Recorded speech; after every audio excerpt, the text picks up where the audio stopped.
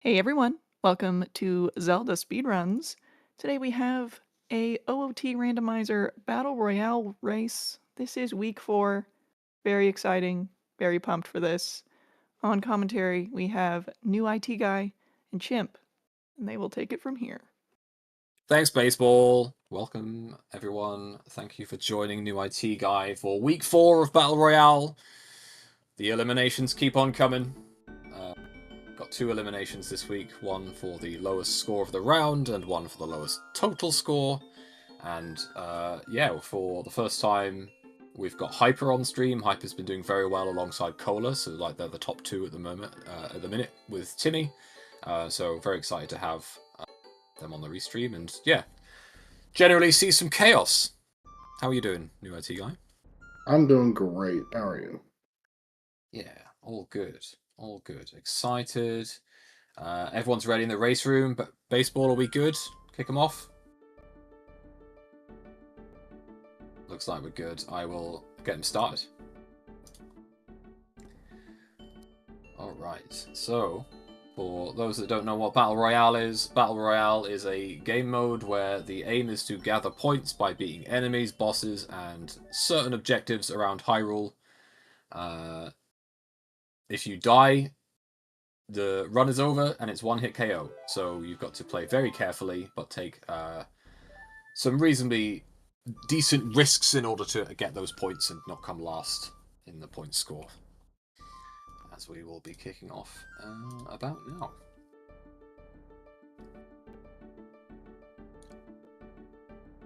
Sari's start, adult start, not amazing. No. I will say. Okay. Well, never mind the logic implications of what I was going to say there. But logically, now we can do this SFM thing that's kind of difficult. Yeah, it looks like Breadcoon is going straight for the Sacred Forest Meadow gold. This is worth 5 points, but it is very risky doing without a shield.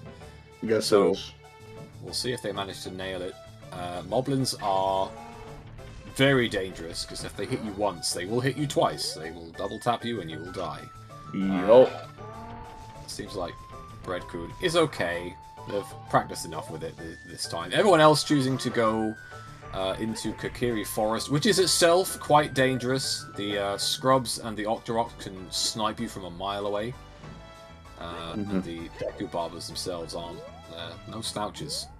Oh, and the what I forgot what they're called. The randomized normal shop pool for shop sanity has the shield right there for everyone. Yeah, nice and simple Hylian shield in the Kokiri Forest shop, along with a Goron tunic for 70 rupees by the looks of things, which is quite nice. It's not... You don't often go in Fire Temple in these settings, however, it can help your heat timers for things like DMC, and, you know, if you do choose to go to Fire Temple, it's certainly beneficial. Hearts mean nothing at the end of the day, so just having tunics to avoid all of that is ideal. But yeah, first points on the board for Breadcoon. They get 5 points for getting through Sacred Forest Meadow, so well done to them. Hyper is now going for that. We'll see if Liam and Cup choose the same thing. It is risky. It is a dangerous early goal, but when you start right next to Sacred Forest Meadow, you're like, oh, this song is going to probably be quite useful.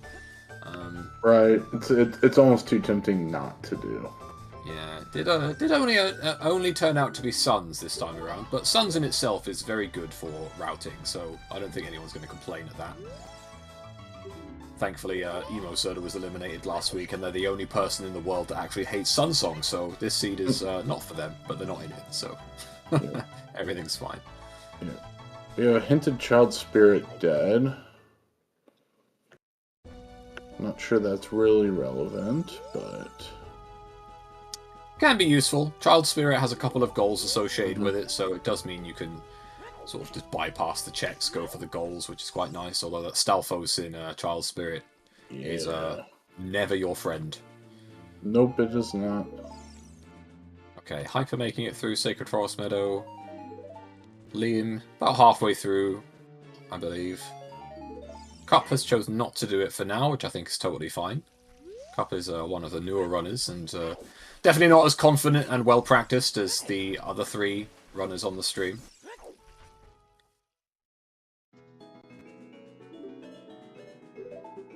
Not sure if we've seen what dungeon is in the Deku Tree just yet.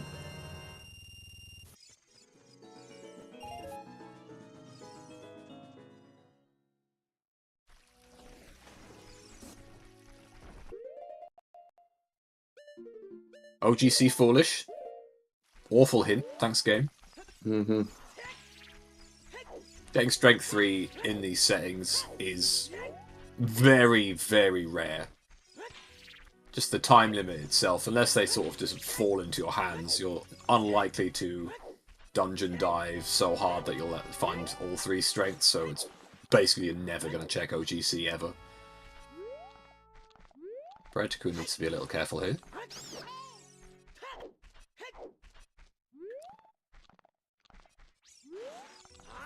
Alright, what's in the Deku Tree today? Yeah, I don't really like doing the jump from this side. This spirit. Do you have to watch out for these flying pots? Yeah, flying pots are an absolute menace, not just in this room, but other areas of Spirit Temple. They can really catch you off guard. Liam making it... Sorry, go on. Oh, I said especially the top. Yeah, the top one, and not only that, the one in the Floor Master room, because the shortcut is on in Spirit Temple, you often go into the Floor Master room the other way around, and they can rise through the floor. So you can get very surprised by a flying pot that manages to elevate itself about 60 feet through the ground. Yikes. But yeah, Liam made it through SFM, so that's 5 points for everyone, apart from Cup so far. But Cup is in Spirit Temple. Hyper has chose to abandon the Kokiri Forest area. Go to CAC. Lots of shops, lots of items to potentially buy. Oh, I knew as soon as I saw Cup hitting that with Alphos, I knew it was going to jump behind them, and I knew it was going to strike them.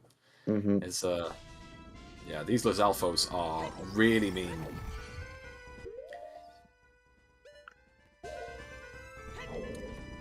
So that is our first death on restream. Do need to be a little careful now that the fairy's gone. But they do get the 2 points for beating the Lizalfos. But it just now means that they've got a potential 2 hours and 25 minutes of no extra life, which is quite daunting. It could really change your decision making from like, yeah, I can do this, it's fine if I get hit, to, uh-oh, I don't have any spare lives. You know, so do you want to take those risks? As, yeah, Cup's avatar is losing their shit. The fact they've been struck so early, for sure. But yeah, the problem with the Zalfos is if they're cornered, they will jump behind you. That's sort of like their defense mechanism in their AI. So you've got to sort of bait them out ever so slightly so that they can walk backwards if they need to. Otherwise, they will just jump. And if they jump and you don't know they're going to jump, you will, 90% of the time, you're going to get hit. Yep. Brad getting a nice kill there on the first, or the single Skull Kid. Now going for the double down. Match. Going for the doubles now. Or not. No, I think you really have to nail that. You can't make any errors, and they didn't really jump off fast enough, so I think that would have caused them some pain. So just chose to reset it. Not go for it. It is very difficult. I like this, getting that $200 from the Skull Kid, go to pick up a tunic. Yeah, great wallet refresh are the Skull Kids.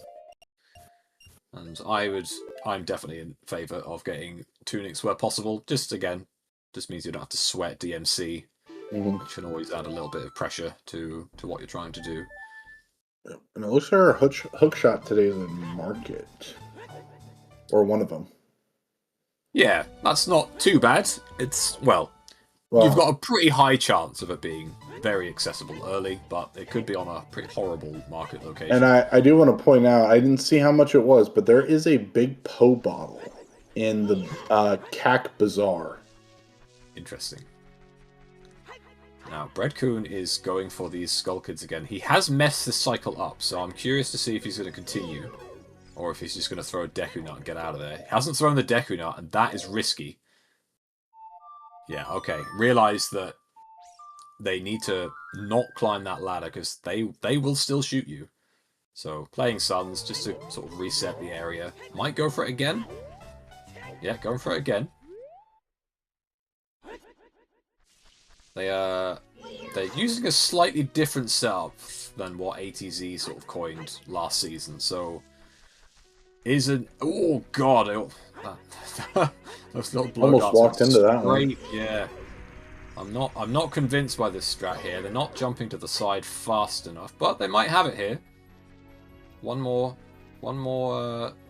series of hits, and they will get it. But they are no, a bit too slow. I would advise really just leaving them alone for now if I was Breadcoon. Hyper is making their way through Danpe's race. Danpe's race is worth 2 points. Cup is about to die and just chooses to just reset. I respect that decision. Not quite making it through the maze, but at least they're still alive, and that's the main thing. So,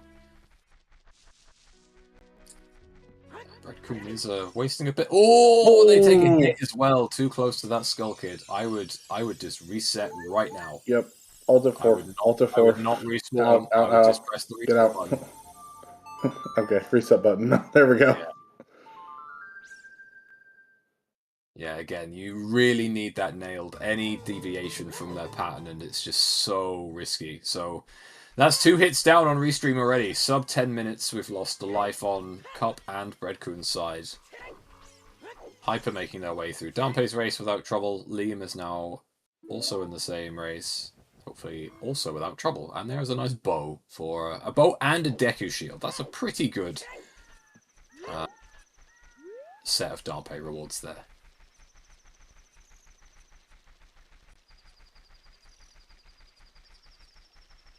So this may be where I'm a little less uninformed from last year. So they get the fairy bottle. The fairy bottle is kind of the freebie, and then if they die,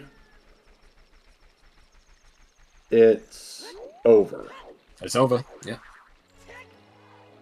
Whatever points you have up to that moment is your... I see what's going on. Cup is shielding the spear. That's why I was like, Yeah, if you shield the spear, you don't take damage, even though it does still sort of like thrust you to the end. Correct. Of the yeah, row. I am on what you call it. I am understanding. Still doesn't make it any less scary. Like even if you've got your shield up, getting hit by those guys is still really terrifying. Hyper now going for the double skull kids. Is getting the early cycle here as Liam's VTube Studio seems to have overtaken the stream. Not quite sure what's gone on there. I think they maybe had a little bit of a technical issue. But Hyper manages to get the duo Skull Kids, which is worth 5 points this season. So GG on that one. Nice and quick. Yep. And yeah, as I mentioned, this is Hyper's first time on the live race. It is Australian time for them, so they are up nice and early. But Hyper, Cola, and Timmy so far have sort of been the top 3 races in Battle Royale Season 2. Cola is in this live race as well. Timmy can't do weekends, so it's nice to have Hyper on for their first race too. Hopefully we'll see Timmy in the future in a live race if we can get them to jump aboard at a reasonable time. Because there's a lot of skill expression with the sort of top 4 or 5 runners, and it's really, really fun to see in Battle Royale.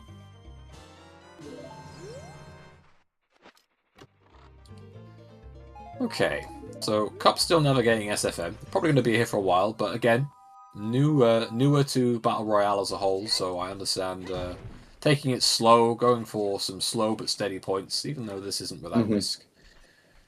Hyper is now in Goron City, blowing up poor... I don't know what they've called themselves. Blowing up Mini Hyper. Looks like Liam might be off to go Child here. Which makes sense, you know your hookshot is in Child, so staying as Adult doesn't add too much. Was a Magic Meteor in Zora's River. Ocarina of Time is Nocturne of Shadow. Serenade is on Nocturne. So, interesting hints there. Also, dead claim check. Yeah, claim check being dead is quite nice. Magic hint is pretty prime. The bridge is 3 rewards, any 3 rewards, and beating Ganon is worth a significant amount of points. So getting yourself into a position where you can beat the seed nice and early is always ideal, because it means you can just sort of get extra points and then make the decision to go and beat Ganon if you choose to.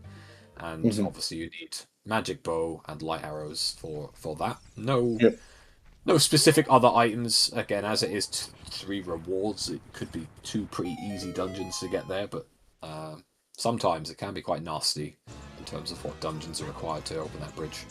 Right. Bow is on Dampe Race today. Yes, so that's 1 of 3. Pretty available. Don't know about lights just yet. We also don't know where that magic is. That magic could be very easy, or it could be on like Frogs 1 or something like that, which would be not ideal, depending on where Storms is. No sign of that hook shot so far on Liam's side. Not in either of the 2 shops. He's going to go to Child Shooting Gallery. Looks like Cup might have... There we go. Cup has finally made it through SFM. A very well-earned 5 points as long as they make it past this final moblin. Looks like they are fine. Yeah, there we go. 5 points for Cup there.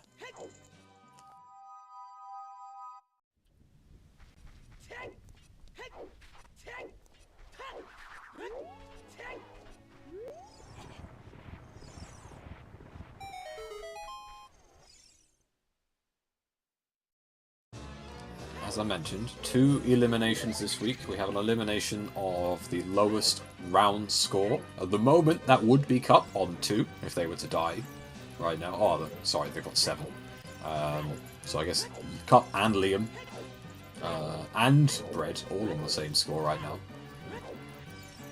So if all 3 of them spontaneously died, it would go to a tiebreak. But as far as rounds, total scores go, Flea is currently in last place with 23 points. They are in this race, followed by Cup on 54 and Oak on 84. So they're the 3 you're looking at this round for, needing to get as many points as possible in order to survive.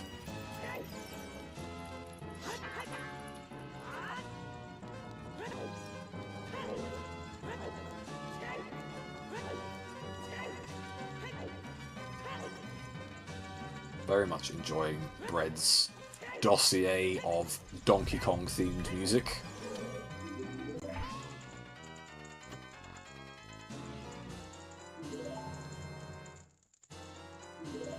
Right, and they get their Dampe points, taking them to 9. And rewarded with that bow. Happy days. Requiem in Ice Cavern on Hyper's side there. Not looking good for songs, gotta be said. Nocturne on OoT, Serenade on Nocturne, Requiem in Ice, so Warp songs are not prime this seed, that's for sure.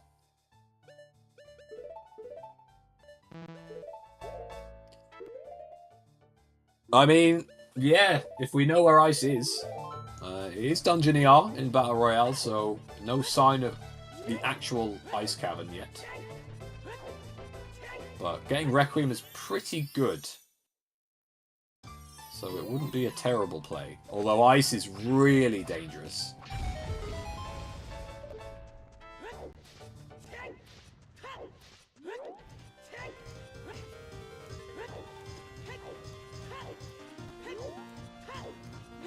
Stalagmites, bike traps, the scythe, the keys, all full of things ready and willing to kill you, as it has many runners, both in the live races and in practice. It's probably second behind Stalfos if I was to encompass Ice Cavern as a leading cause of death. It would probably be Stalfos and then Ice. I agree with that.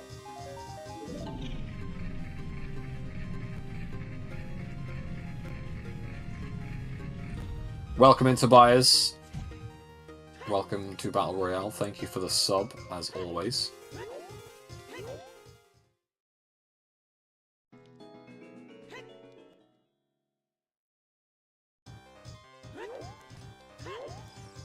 Alright, there's the hook shot. It's 155 rupees. Wonderful. That is quite unfortunate, especially if you've tried to rush that, trying to get it early. So, need to find a wallet to get our first hook shot. But we did get a bomb bag off Richard, so at least something worth coming back for.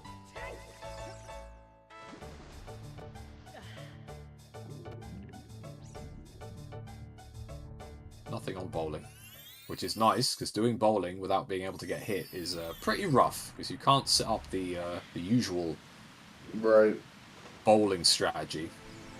Ooh, Lakeside Lab double defense. Nice, but not going to help you. No.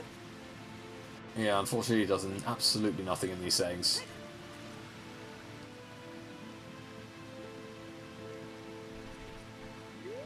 Yo, I need to see fan art of Kangaskhan as Ganondorf ASAP.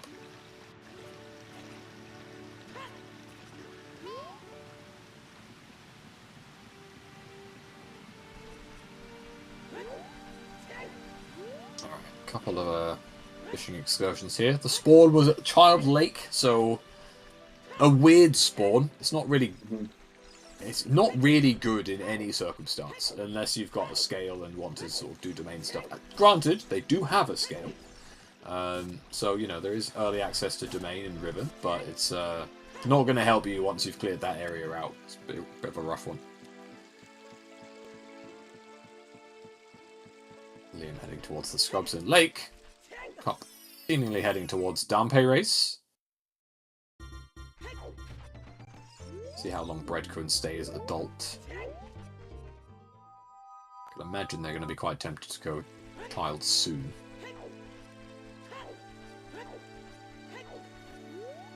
Well, there's CL on Saria.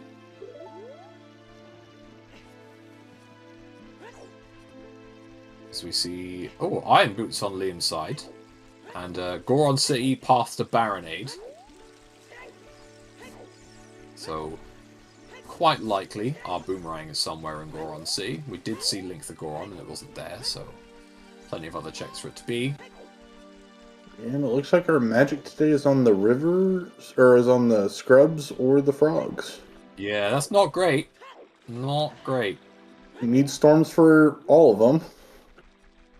Yeah, no sign of storms yet. Of course, it's not on one of the hinted bad songs, to quote, so there are a few okay places it could be. Could just be in Sungrave, could be on DMC, could be in Colossus. Colossus is pretty rough though, with Requiem being in Ice Cavern, so we'll see. We'll see if Storms is friendly or pretty rotten.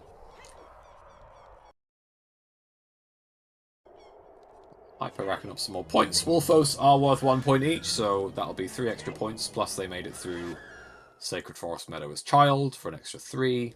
So, yeah, slowly but steadily racking up points on Hyper's side there. It's like Bread has finally given up the adult cycle, is now on their way to Child to hopefully find that hook shot, but as we know, they're not going to be able to get it easily. Liam is now in Domain using that scale.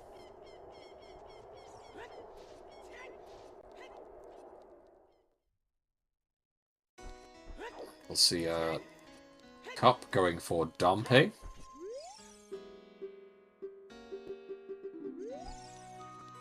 As we approach 22 minutes here. Decent score on Hyper's side for 20 minutes. If you're looking at like comfortable score for an hour is about 30 points. So to say you've got 20 already is quite nice. Although for players like Hyper, Cola, Timmy, LePlopper, all the sort of top-end runners that finish these seeds on like 160, 180 points, they are definitely going to try and get to about 50, 60 for that first hour instead. So yeah, this Dampe race not being very kind to Cup. Yeah. It's definitely a bit of a fire starter is this particular Dampe, but you don't need necessarily to beat the minute timer. As long as you just make it through, you do get the points. Of course, they won't get the hookshot reward, but thankfully we know that the hookshot reward is just a Deku Shield, and it is the bow that's going to be the most useful.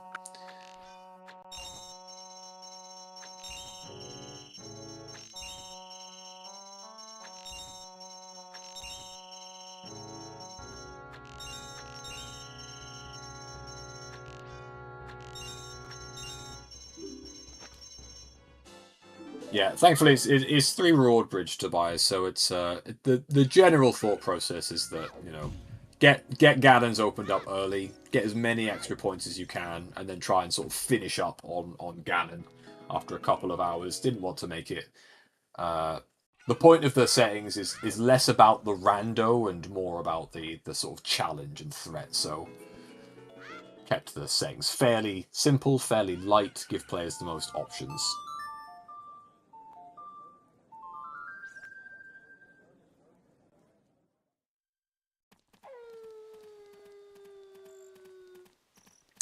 Redcoon is about to get their bomb bag. Hyper is about to find Spirit Temple in the Deku Tree, which is quite nice as child. Especially if you have the hint saying that the checks are dead. You've got Oh, I'm not saying that. They don't have a projectile or bomb choose, so you can't really do much in it. So right. Or Liam was playing with fire there. That Octorok can shoot if you try and sort of swim backwards a bit, but just ran out of time to get the shot off before they got in their vicinity, so they're okay. Look to be buying some beans. There is a points goal for planting beans in 5 unique dirt patches. So good to stock up while you can. You can scum the beans, so it doesn't need to be 5 unique beans. Just needs to be 5 unique patches. So you can plant 2, save scum, get them back, plant another 2, etc. Hyper going for the Stalfos fight here. Yeah, interesting. Again, you can't do Child Spirit here, so I'm not convinced it's worth it. Yeah, they're sort of the rare reverse out. Not often you see some Child Link crawl into a crawl space and then just reverse. No, I don't fancy it.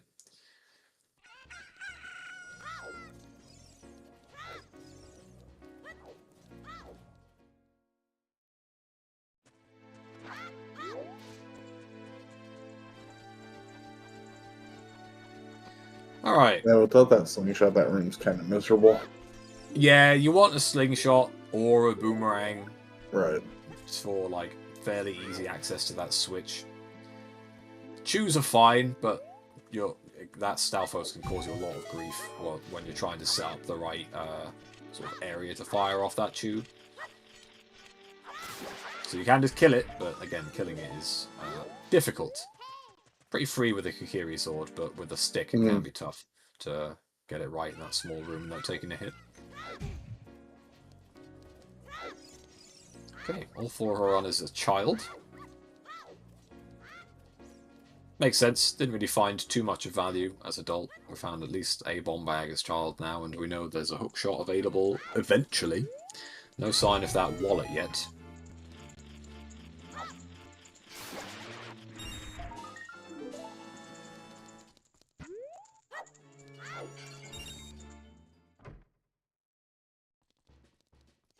Now, Redcoon collecting that gold skull. There are plenty of gold skull related rewards in these settings. Getting 50 skulls does get you a significant amount of points. Difficult to do, and it's very seed dependent, as Liam finds another bow in Child Lost Woods there, so Darpe's raise technically not necessary.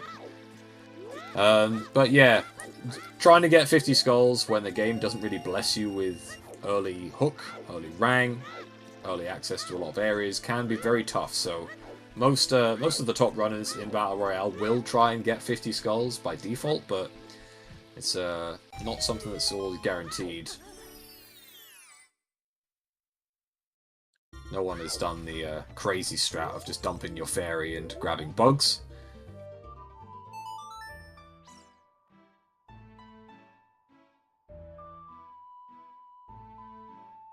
Fire Temple is foolish. Now that is a wonderful hint. Mm.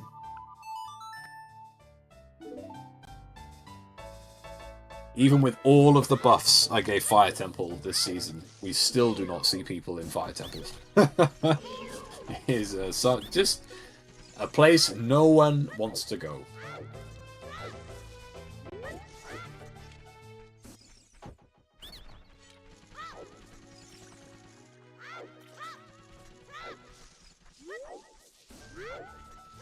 Right. Hyper getting some P-Hats cleared. P-Hats debuffed this season. They were worth 2 points in Season 1, but only 1 this season because they were a bit too easy. Made the early routing a bit stale as well, but still worth getting if you're going through Hyrule Field to get to another area. 2 of the P-Hats can't be killed unless you have a slingshot, so those ones will be avoided at the moment because no sling on Hyper's side.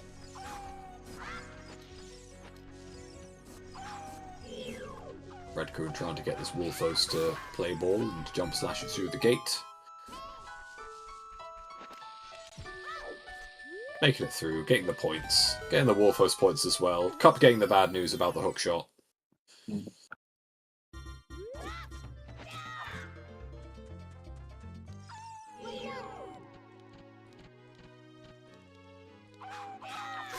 Alright, well, I've messed up the timing slightly, but the first async player has finished. 28 minutes, 19 seconds.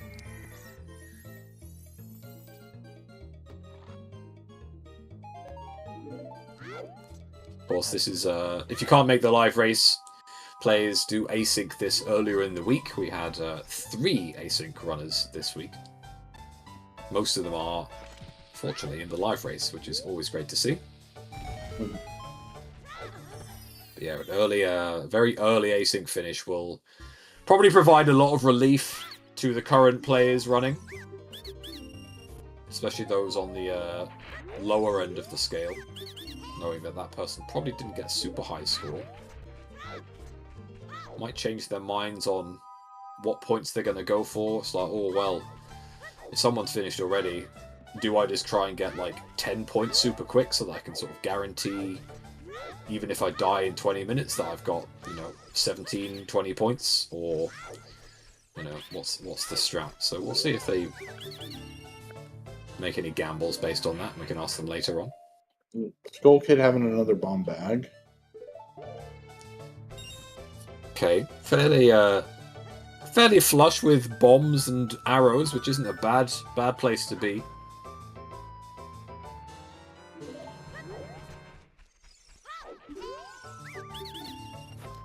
Definitely want as many projectiles and damage sources as possible in these settings to avoid getting up close and personal.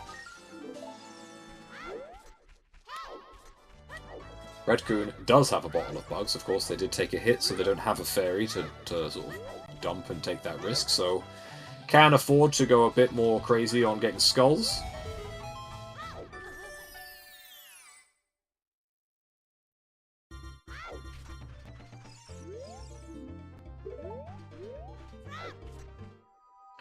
Graveyard to King Dodongo. Now that's an interesting hint. Yeah. Is Dungeon ER turned on? Oh yeah, it's Dungeon ER. So we found a bow, but it's not that because there was another one in Lost Woods. Mm-hmm. We found. Has anyone been in the tomb yet? I don't think so. I don't believe so. No. No, so it could be the song. Maybe that's Storms, as Hyper finds a strength on the. I believe this is the Lon Lon Ranch trio of scrubs. Yep. And they're also doing Lon Lon Ranch at night. Maybe see one of the rare instances of going for the hitting 4 Gways with 1 Deku Nut. One of the more RNG dependent tasks, but Durax, who is racing in this not on the restream, has become pretty proficient at getting that, so we'll see if Hyper chooses to go for it as well.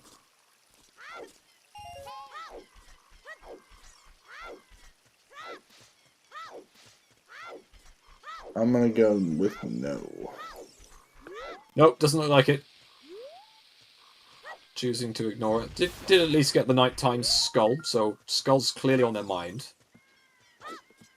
Meanwhile, Dad giving us a bunch of allowances just to go around. Pocket money. Thanks, Papa D. But we do know that Goron City is past the Baronade, so Liam hoping to dig out a potential boomerang from Goron City here.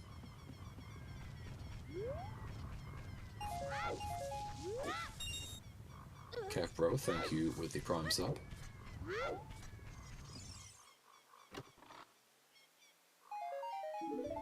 Getting that iron boots.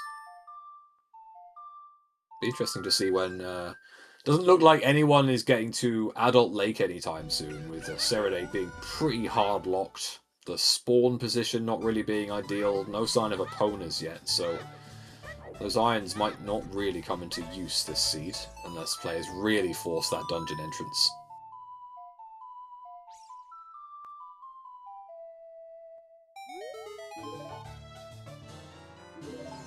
Okay, hyper dumping the ferry. Yeah, Liam not getting the right pot face, so we'll have to go for it again. Yeah, Hyper almost certainly going to check out the Jabu entrance here. Thankfully, you can just play ZL out on the hint stone outside of Jabu to get another fairy, which is totally fine. Almost certainly what they're going to do.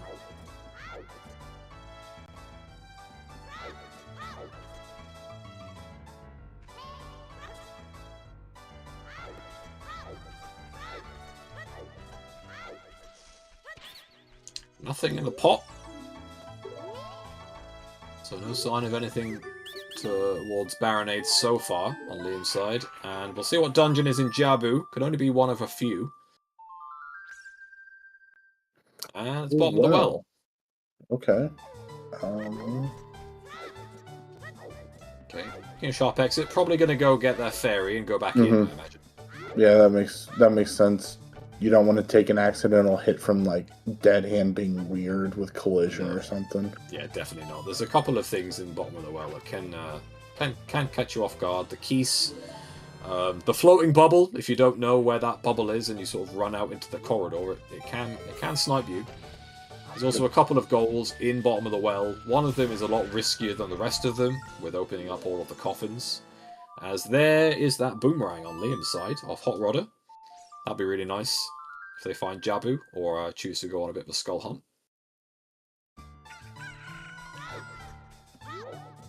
We'll also set them up if they come into bottom of the well with that boomerang. Hyper doesn't have the rang, so can't go for the skull goal in bottom of the well here. You get 3 points for minimum 3 points of every dungeon you full clear all of the skulls. But Hyper won't be able to do that, unfortunately.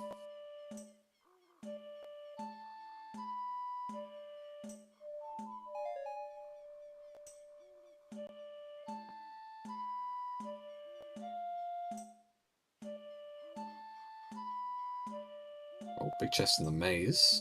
Gerudo training grounds, foolish. Oh my goodness. Making up for the OGC foolish. As we find the third bow in the Goron City maze. Now that is not a bad find, even though you've got 2 bows again. But arrows are super useful in Battle Royale, so I don't think Liam's going to be complaining of that too much. Okay, Hyper going for the Coffin's goal. You get 2 points for killing Gibdos, and there is a general goal for this room of opening all of the coffins without killing any of the keys.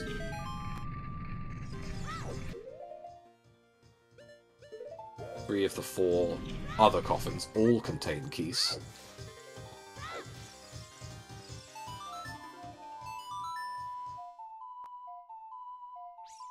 I don't think they peeked this coffin, so I'm not sure they know what's in it. If anything's in it at all. Whoa, looks like a lens is in it. We'll see if they choose to go back for it.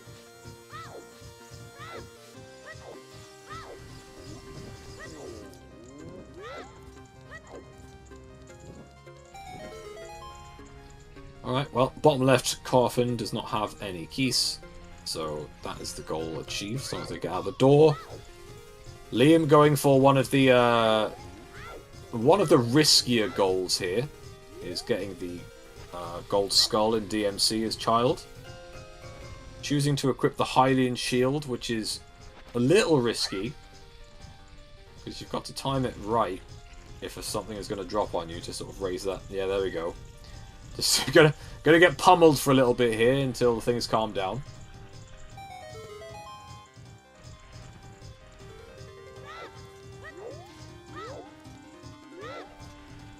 Really careful with this. Oh, they raised too early. They raised too early. Taking a hit there. Now they need to be careful they don't get double tapped here. I would just save quit. I'd be out of here personally. Yeah, looks like they're just going to save and bounce. I would agree with this decision as Bread finds their boomerang off Hot Rodder.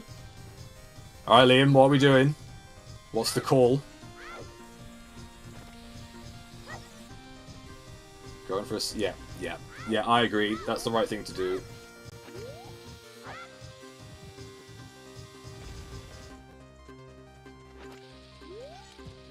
It's not ideal. You do lose a bit of pacing here, but you don't want to take another hit on the trail.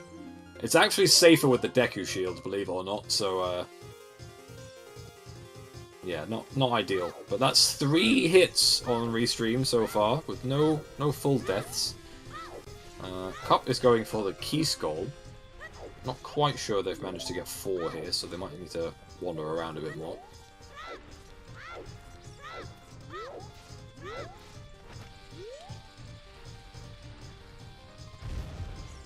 Hyper finishing off the Silver Rupee goal in the bottom of the well, so a few more points for them. They collect their last Silver Rupee. They are now up to 37 points, which is an excellent score for this early.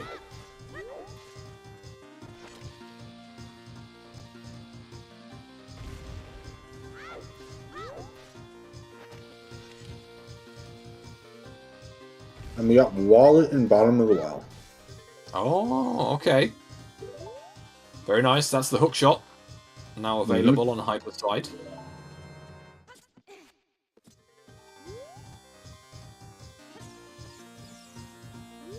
So Cup still trying to wrangle a few Gwei. This is not a safe goal. Oh no, they didn't quite get it there, I don't think. Double check that VOD, but I don't think they got 4 Gwei in that one nut. Yeah, not saying as long as you sort of do circles, the Gweis can never hit you, but if you stop and turn around and wait too long, they will all snipe you. That's just 3 Gweis. Oh, do it now, do it now, do it now, do it now! Yeah, there we go, got it. Well done, Cup. It's not often you see that goal on stream, so a nice win for Cup. 4 points, I believe that goal as well.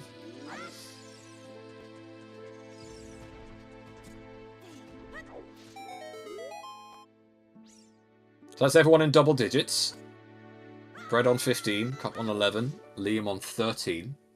Still very close between all 3 of them though, so they need to be careful with the round score. Hyper blowing everyone else out of the water by the looks of it with 37.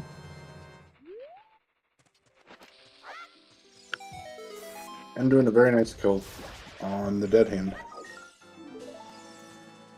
Yeah, nice quick kill. No specific points for the dead hand in the well, but there is a combined goal for killing both dead hands. So if they do manage to find Shadow and kill the dead hand in there, they will get some points based off of that.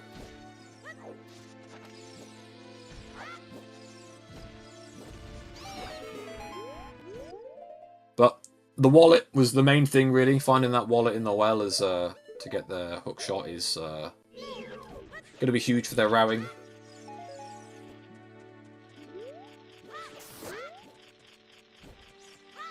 Agreed. It also unlocks because we know we have a hint about iron boots, don't we?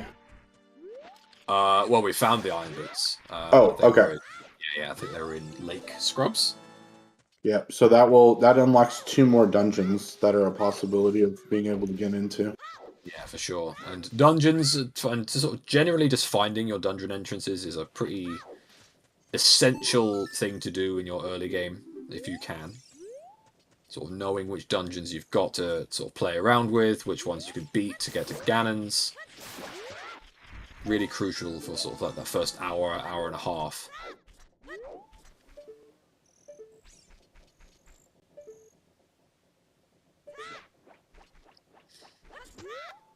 I don't think you can hit that skull with a boomerang bread. Unless you can. I've never seen this. It is a very precise throw. I've never seen this in my life, so I'll be really impressed if they manage it.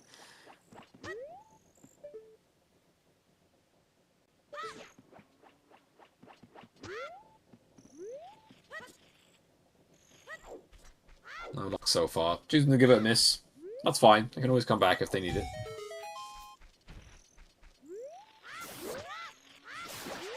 Alright, well, generally, everyone seems to be converging a little, doing stuff that most people have already done.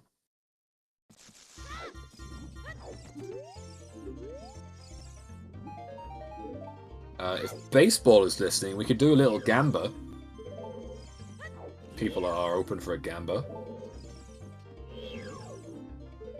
We could do a Will Anyone Die sub-hour gamba.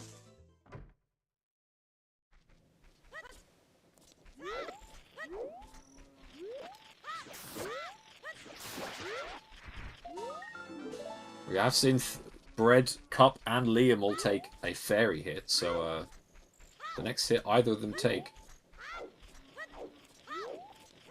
Just a stream, just a little points, a stream points goal, something like that.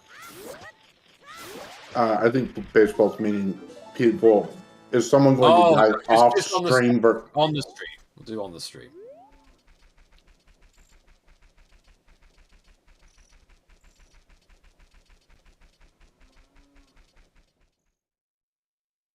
All 3 of them are in fairly safe areas, so no one's going to die within the next minute, so gives everyone time to make a little bet on.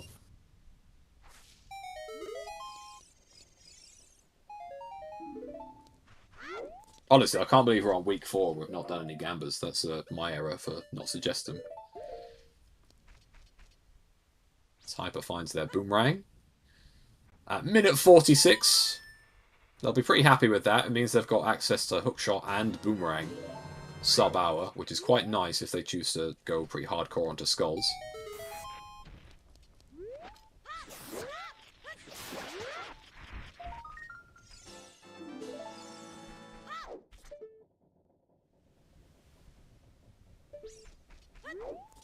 Ooh, was that a wallet on the crate in the graveyard as well? Yep. So that'll be pretty nice for Bread here if they're not choosing to go to Jabu. That is way too high. Okay, that's a little better. Honestly, with the size of that Riolu's head, I absolutely cannot tell. So I do know because I play this model. You line it up with the bottom of his ear. Okay. With the top of that green there. Gotcha. So he's got a little too high. But, yeah. I can see them persisting here, because that wallet is pretty essential. That wall is very important. Yeah, they don't know of the other one, so I reckon they're going to go for this until they get it.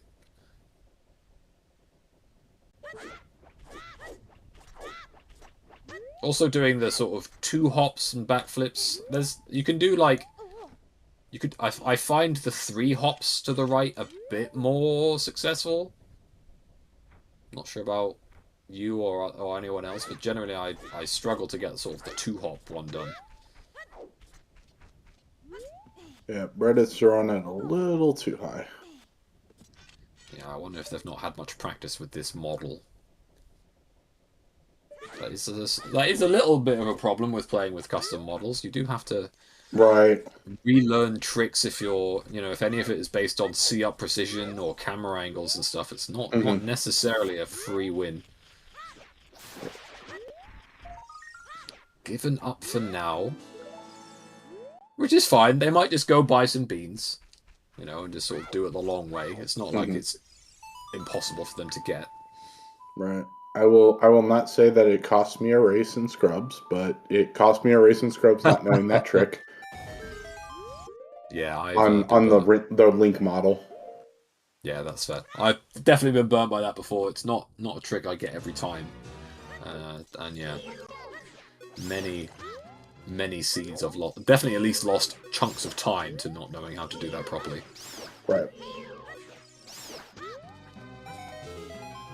But they are just going for the song. I don't believe we've seen... Have we seen it? No, I don't think we've seen this at all. So this will be the first time we see the song, which is potentially Path to King Dodongo. There's a little points goal for not using any side hops or back walks in this area. Looks like they are fine. A very, very free goal to achieve, so...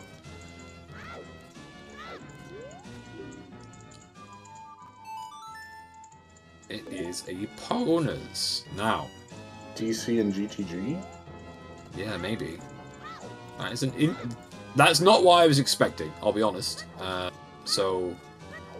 It could just mean Dodongo's Cavern, as you say, is in GTG, and that is a fairly simple path. Or it could mean a lot of other weird, difficult things. I guess we'll find out over the next half hour or so, I think. As Hyper has come back to Child Spirit here, now that they have their Boomerang. Can get the child checks done, can kill the Stalfos, can get the Skull, so a lot more achievable goals in here now. Cup is topping up on beans. Liam got a couple of extra pea-hats, I believe, and we'll see Bread, I think, is now going to head towards the well, by the looks of things. And they are going to go there with that Boomerang as well, so they might be able to get the Skull goal if they choose to. Which is something Hyper couldn't do.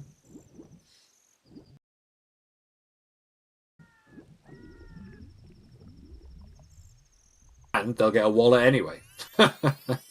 So no, they'll feel a little less upset that they couldn't pull off that trick.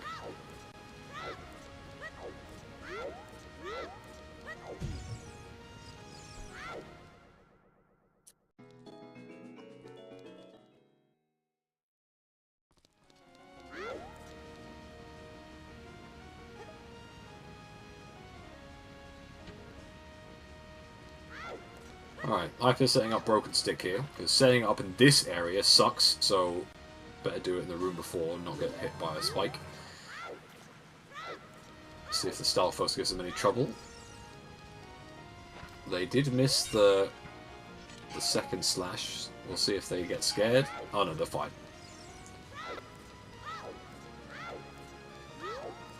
Honestly, one of the hardest Stalfos in the game. Because you just don't have a lot of room to work with.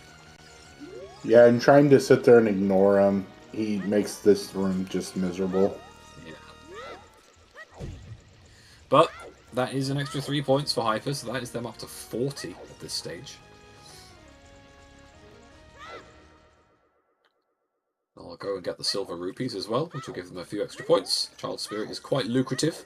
Killing this Anubis isn't worth anything, but if you kill all of the Anubis in Spirit Temple, it is worth 3 points. So they'll probably want to come back here as spirits to sort of finish that all up. Which will be accessible when they get their hook shot. Don't need strength 2, of course, with the shortcut on, so is a lot more simple, shall we say. Spirit key logic is definitely not easy to understand. Nope. When you need 8 pages to explain it, it is not simple.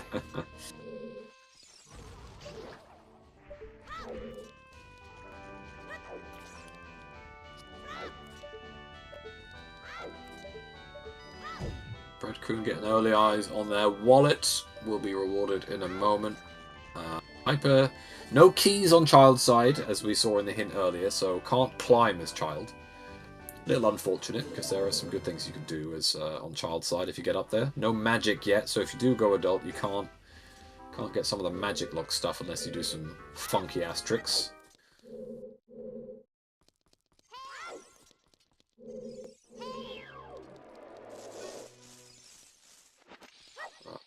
Brett needs to be a little careful here. Having a bit of a hard time. Don't want that Floor Master to spawn, that's for sure.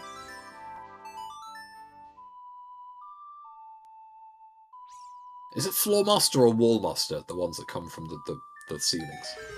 Wall. It's a wall, right. I don't know why they're called Wall Masters. Yeah, like Ceiling Masters? Yeah. Roof Masters. Although Roof Master sounds like a job. Or like a really awful British company. Some real cowboy builders work for Roof Masters.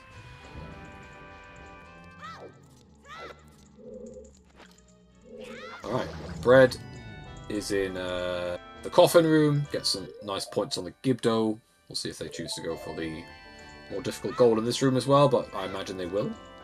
Getting an eye on that lens before opening all the coffins, though. Hyper chose to skip the lens, which is reasonable. It's not a necessary item, really. But lens is more useful in Battle Royale than you might think. You can get, if you're not comfortable with like the invisible traps or the dead hands sort of spots, you can sort of see where he's going to raise out of the ground with the lens, so it can be more useful than in like regular settings. Also, if you're not good with Shadow Temple, that way you don't beef. Yeah, just Shadow in general. Shadow Trial as well. The moving platform and accidentally just end your run right there. Yeah. Yeah, it's definitely happened.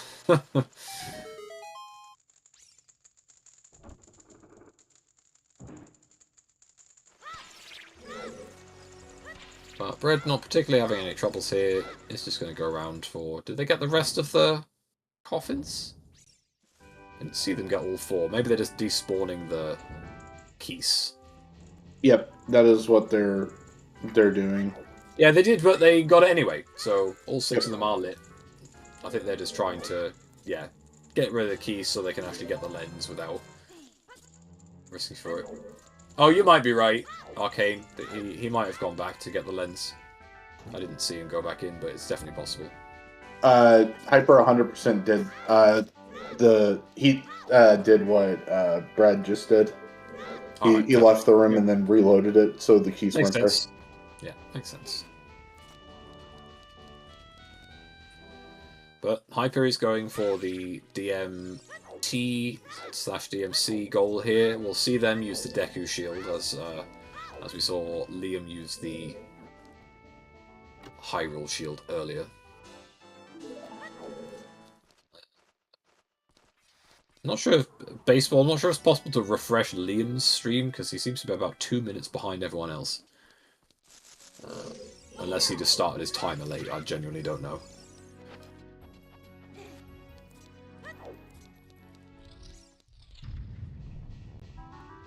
Yeah, there we go. Hyper having no issues with the Deku shield. He started late. Okay, that's just on him then.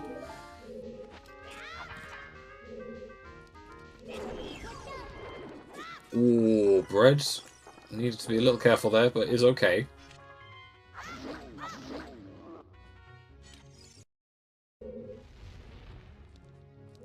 I am not faulting Hyper for not wanting to deal with this Skull Watcher. Oh, absolutely not. They're awful. Especially that top one.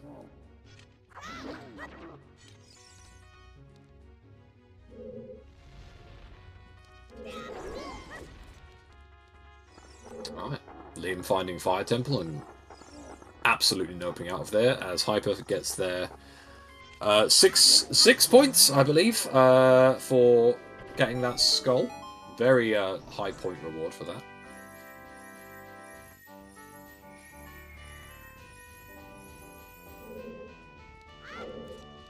Double check.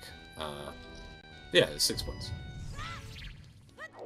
And getting a Zora tunic in DMC as well. So, not too bad. Decent little excursion up north.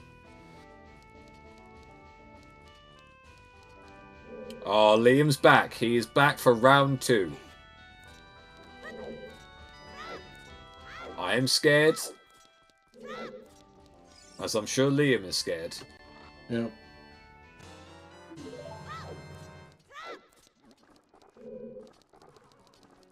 And It's going all the gonna way get back. it with no there we go. issue.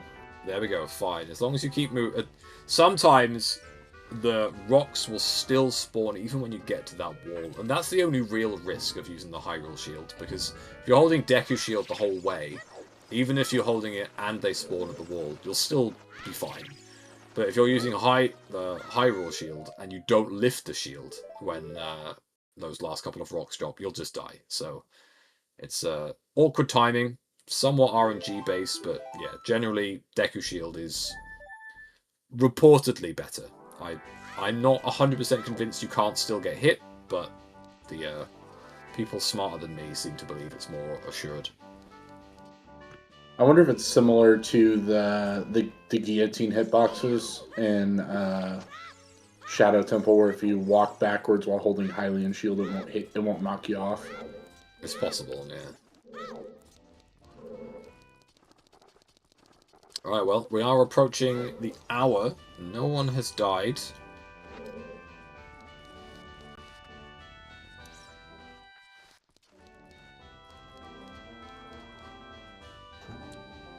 So, looks like, barring any 30-second disaster, which Bread could still, needs to be careful here with those keys, but he's like, oh my god, that keys was so close.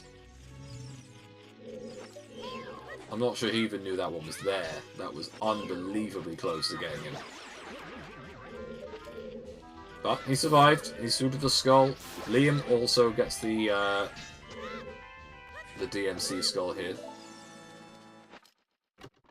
As we have survived the hour. Congratulations to those that had faith in our runners.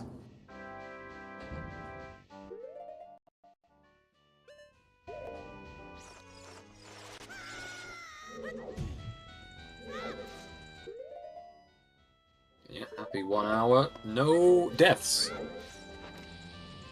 No one on the... not on the restream has died. We had the one async runner die on 28 minutes, but otherwise there's been a pretty clean seed. Of course, Bread, Cup, Liam are all down to their final life, having all used their fairy, but Haiku is doing well with no fairy usage so far. Also doing well-ish on the skull count. I think they're on about 14 here. We'll see. 13. So I don't think 50 is achievable at this point unless they like really hard force it and don't do anything else. But we'll see if they continue to keep collecting. I don't think there's enough time, really.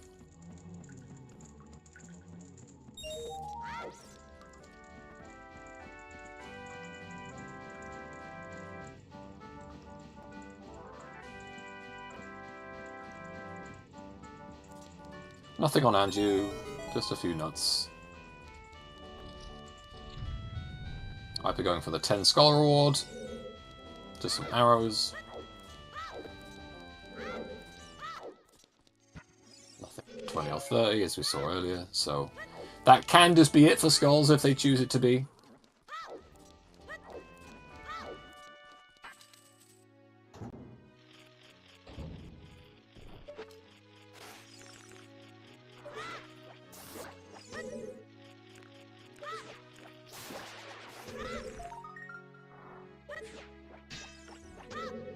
Bread just finishing bottom of the well here, getting the skull goal. One more. I think they've got the other room to do. Extra stick. Oh, yeah. I was going to say, be careful of the flying pots. I'll be a little careful. Hyper is going for this extra wallet. We've not seen any other items that cost double, sort of like a double wallet amount, but not a terrible thing having 500 rupees in general. Yeah, you know, that pretty much eliminates, from what we've seen, all your money issues for the rest of the game. Yeah, it just means you can restock as necessary. If needs be, you can like do weird things like buying Blue Fire for an easier ice cavern, and that's certainly not a bad play in Battle Royale, so... Right. Bread getting almost bopped on the head by that first keys, but is okay.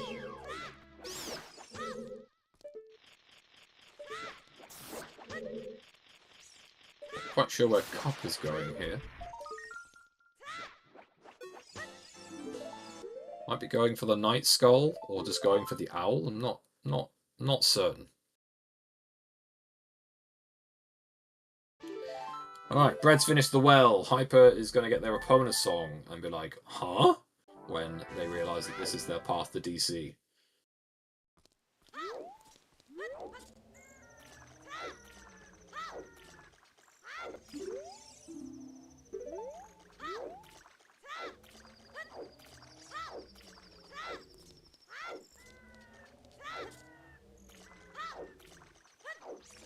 This is their... No, they've already safe quit. They knew that this was late, so we'll see where they go from here. Interested to see when people go adult at this point. You've got a couple of okay adult items. You kind of know that you need to find storms to get your magic. So I'd be surprised if a few runners didn't choose to go adult now, take that hook shot, try and find that storms as early as they can. Because if you, again, you really want to just put yourself in a position where you can guarantee you can beat Ganon as early as possible. It means you can just make much more assured choices. But the warp songs that we have are really bad, and by that I mean we have one. So it's not the ideal seed for exploring the map. Yeah, definitely not.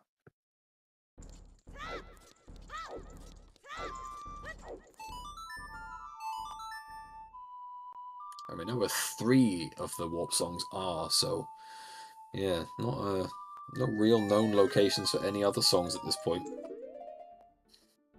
Something good is almost certainly locked behind the Forest Medallion, which is Spirit Temple. Now, we can beat Spirit Temple, so that could also be a fairly sort of like important goal at this stage. Maybe Storms is behind Spirit Temple, and you need to beat Spirit to get magic.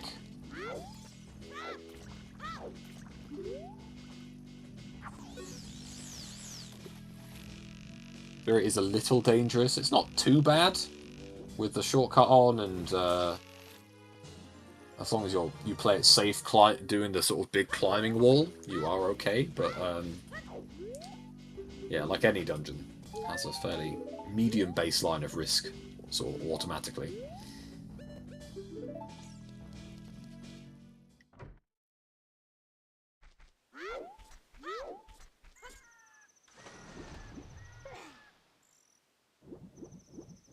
How did Hyper lose 1 rupee?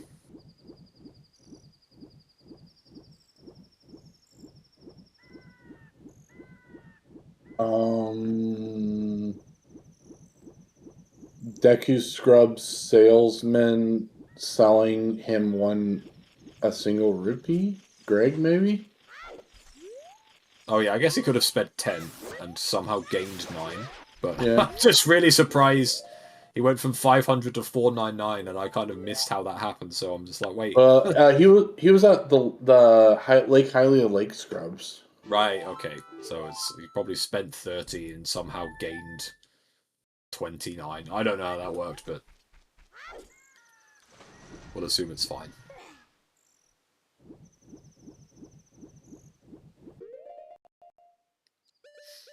But they are persisting on skulls. They're now at 15. They've got 1 hour and 23 minutes left to get 35 more skulls.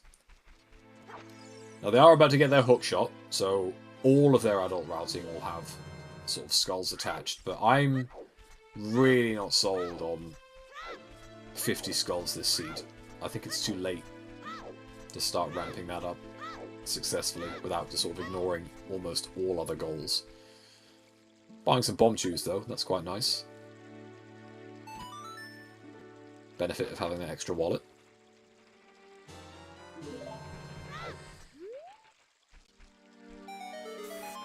I think Brett and Liam... Oh, go on, actually. Oh, I was going to say, I wouldn't be surprised if Hyper's not on his way to either forest or water right now.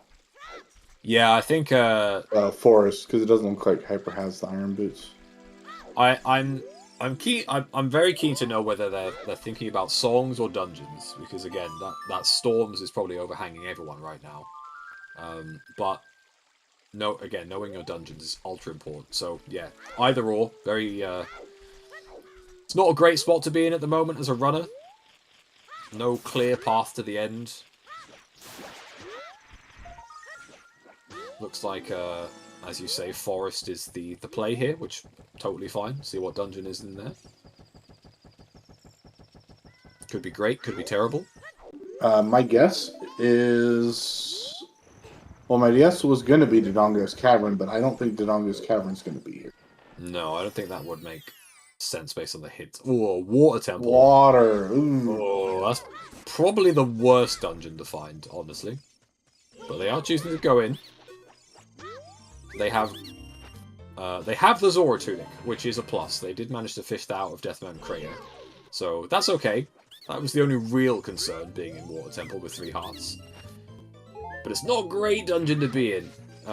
There are some reasonable goals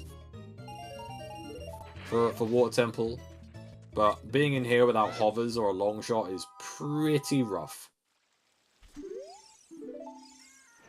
Yeah, on the bright side, we do have a wet t-shirt, so no chances of accidentally choking and drowning. Yeah, that's... And Crackball is a key. Do have those bomb shoes, so can grab that before having to lower the water level. Yeah, they'll definitely want to be doing that. But there is also the hoverless strat of sort of like jumping down, but that is a bit of a riskier one. So, I'm not sure they'll want to be doing that. Because you could take damage with that jump if you're not careful. Alright, Bread continuing to accelerate their skull count as well. They have had their rang for a bit longer, so yeah, they're at 24 skulls, which is definitely a lot more achievable than Hyper's current skull count, I'd say. Cup is about to get their wallet, will be the last person on the restream to get their second wallet and finally feel relieved they can get their hookshot. Hyper is going for the hoverless strat here. Nice, manages to nail it, no problem. Avoids damage, doesn't pull out the bomb too early, so generally fine.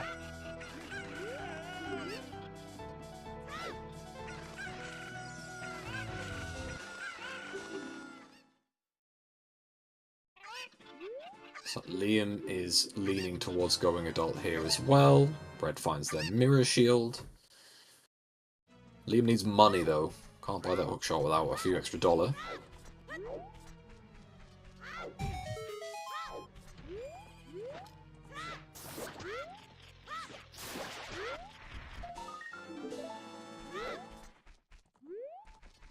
That's 3 keys for Hyper already.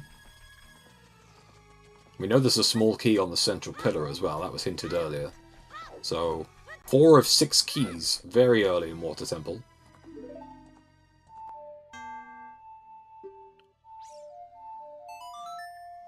Looks like they're going for the skull reward, which is not easy in water without a long shot. The central pillar skull makes that really awkward.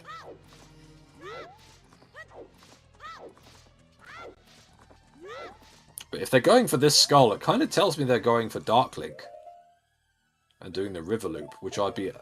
Honestly, it's the first person I've seen do that in Battle Royale. No one really comes to Water Temple. So I am surprised.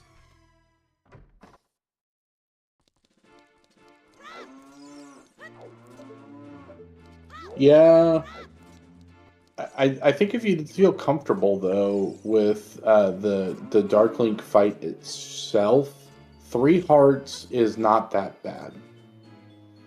No, I mean, the health isn't the problem at all. If anything, the health is optimal, because it means you only have to hit Dark Link 3 times. Right. But it's more so that, again, you know you probably can't get the Central Pillar Gold Skull. I don't think, without Furor's Wind here, they don't actually have a way of getting it without Longshot either. So, it's a lot of work to do if you don't believe you can actually... Like, if there's a chance you can't achieve that full goal, then it might be a lot of wasted time. Alright, Edkun did appear to go for the Gwei goal, and I'm scared that they are using C up in Lon Lon Ranch. Please do not use C up in Lon Lon Ranch. Those Gways are stealth bombers, and they will go. Oh, yeah, like that one. Run away. That one came from absolutely nowhere.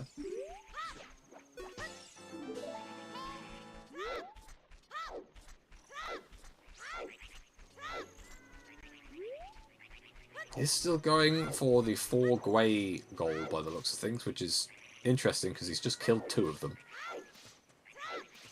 No, actually, no, they've changed their mind. Just going for the skulls, which I think is the right play. Please be careful about the Gways.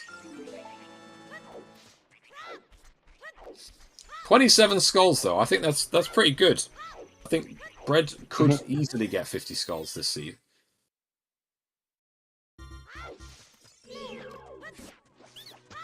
Alright, hyper-achieving one of the rarer goals of killing all of the spike balls in Water Temple. There are 11 spike balls, and he's managed to get all 11 of them.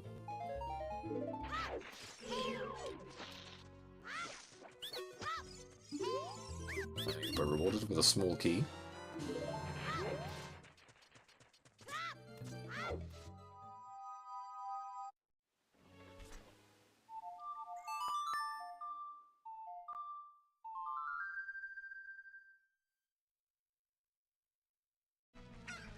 No sign of the light arrows just yet. That is going to be on all of the players' minds, I think. After not taking any chances. Just going to shoot the Moblin. Yeah, for sure. This Moblin is also... Yeah, he's pretty close to proceedings there. Don't want to be messing with that gap. Yeah, I swear that... it's always random, because it's like... Normally, it's as long as you're on the ladder and at least above the first rung, he'll just go through you instead of knocking you off. But it seems like, nah, I was way past that, and we're still going to knock you off. Yeah, I don't know this for sure, but typically a lot of the times, Link's hitbox is in his feet. So if you're kind of off the ground, you're normally fine, but as you say, if it's too low, then he will still get the Link's hitbox.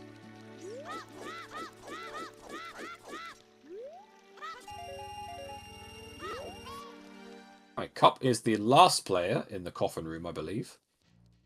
We'll be going for the full goal. They did kill the Gibdo for a couple of points. Needs to use Deku Nuts, yeah, nice and fast. I don't think they are still on 11 points. I'm fairly sure there's a couple of goals they've not actually tallied, which is fine. You don't need to do them all at once. They have chosen an awkward direction to face here. They need to throw a Deku Nut immediately. Oh my god, that was so close.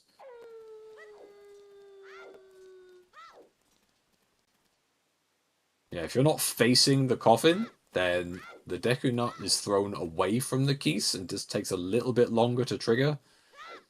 And it can lead to disaster, but it's fine. Just one more coffin to go, and this... Oh!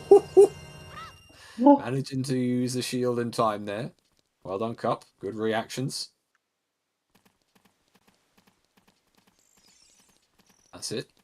Got to leave the room.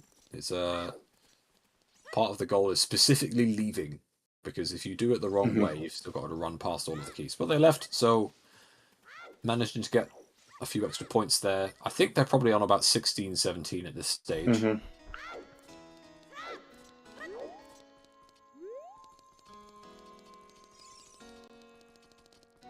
Yeah, 17 by the looks of things. So they'll be pretty... Oh, 20. Okay, yeah, there's a few... I was going to say, there was a few goals they didn't mark down, so they'll definitely be more relieved by that.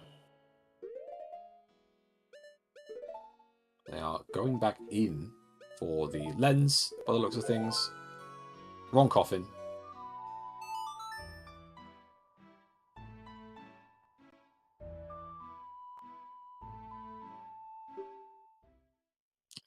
Lens achieved.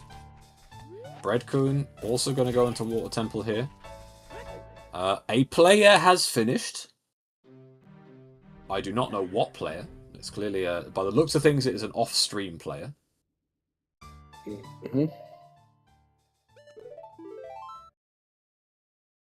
So GG to whichever racer finished off stream. I think they are, again, probably fine with the 20-minute async runner. Sorry, the 28-minute async runner. As long as they didn't dawdle too hard, they're probably feeling okay. Again, we won't know the results of the points until the end of the race, so still a little bit of tension. Hyper finding Jabu here. Not a terrible place to find as adult, because you can get the skull goal pretty easily with the hook shot. Oh! Cup taking the ceiling death. Unfortunate. From the Skulltula there. Very unfortunate. Again, there's so many deaths in Battle Royale that are like, you'll never do them again once they happen first, but they always have to happen first. So, yeah, I'm sure Cup will learn from that in the future.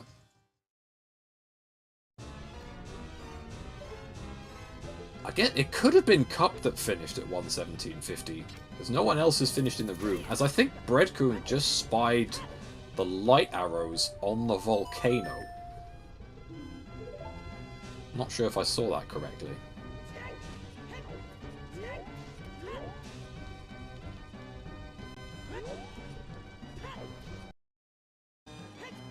As we rotate, looks like we are rotating maybe Flea. Yep, looks like we're getting Flea in. Onto the stream, unless Flea was the person that died at 1 hour, 17 minutes and 50 seconds. Which is possible. It could have been Flea that ended, so...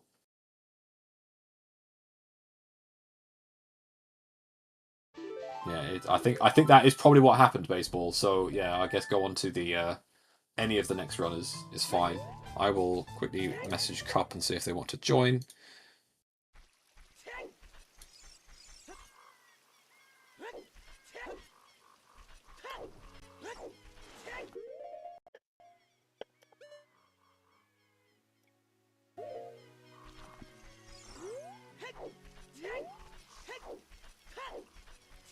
Alright, we are rotating Cola in.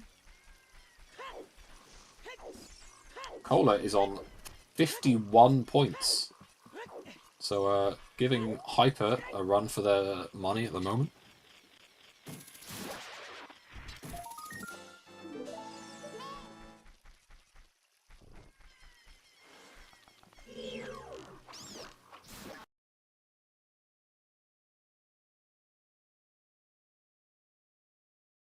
Looks like their inventory is about the same.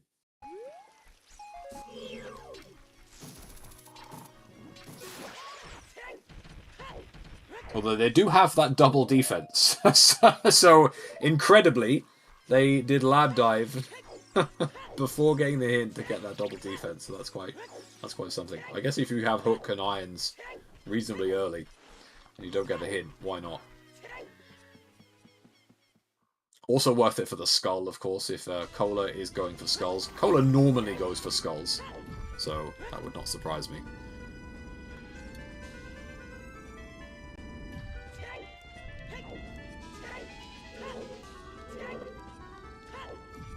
Alright, yeah, I think it was Flea that finished. Cup just finished in the race room at 121. Obviously, it's not quite the right time, but that is the second finisher. So looks like Cup will join the rating room shortly. Breadcoon taking no chances with these Lizalfos, just going purely for the bow strats, which I respect.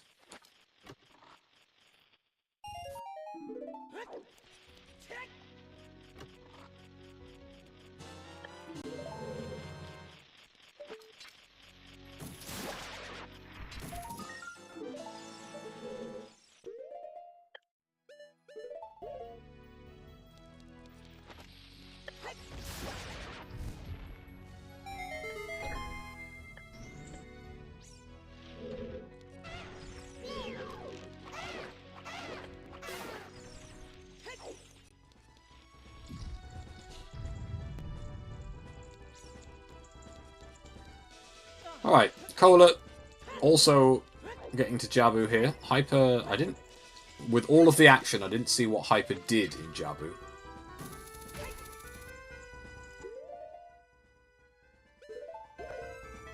Not sure if they went for all of the skulls or not. But he's going to Spirit now. I wonder if they're just going to go and try finish Spirit. Get that song from the Forest Med. Redcoon is in the danger zone with the Floor Master and the pots that come from the floor. I hope they know about the pots. Otherwise they are going to be in for a surprise. There it is. I can see the Z target. Oh, oh, it hit them during the cutscene of them turning the statue. They got a little lucky there because it was a pot with a rupee and not a pot with a heart. If the pot with a heart hits you, you do survive on 1 heart because that's the one it replaces your entire life bar with. But if the rupee hits you, you're dead.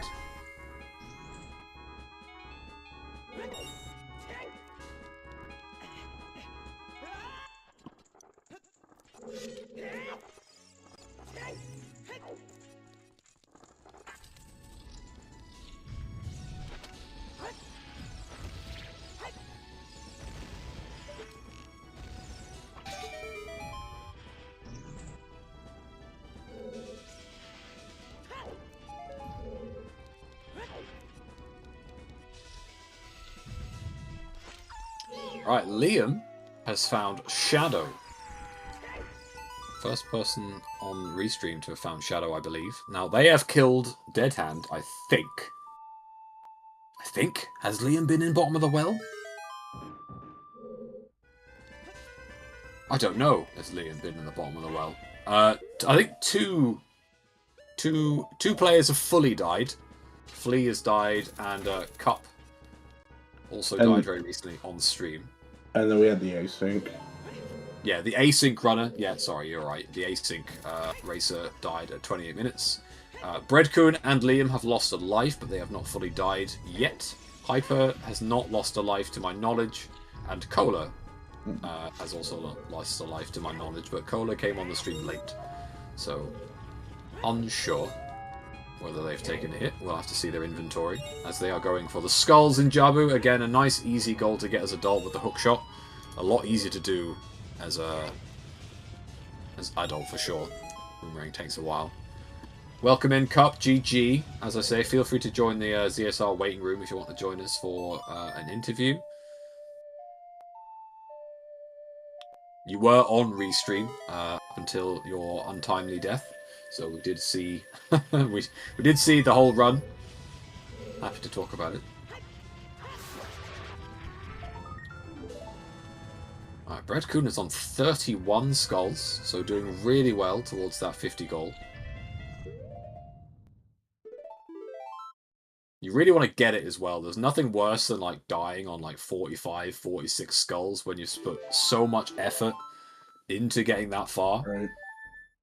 And then it's like, oh man, 4 more and I would have done it. The hook was on it was in the Chew shop in Market. It was wallet locked. So players did have to scramble for one of the wallets, either in the bottom of the well or in the graveyard on the crate. Haven't seen another wallet yet to my knowledge, so not sure where the Tycoon wallet is. Nope. But there is one more. Yes, indeed. Nope, no sign of the other hookshot yet.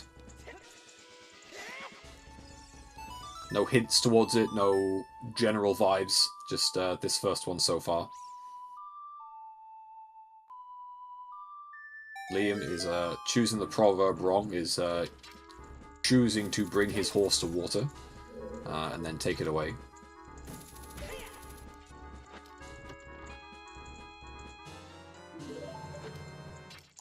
Cup is in the waiting room. I'm just going to bring them in.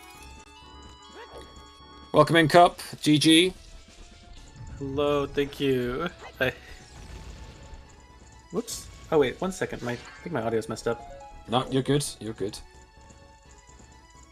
Okay, I think I can hear now. There we go. Perfect. Yeah, GG.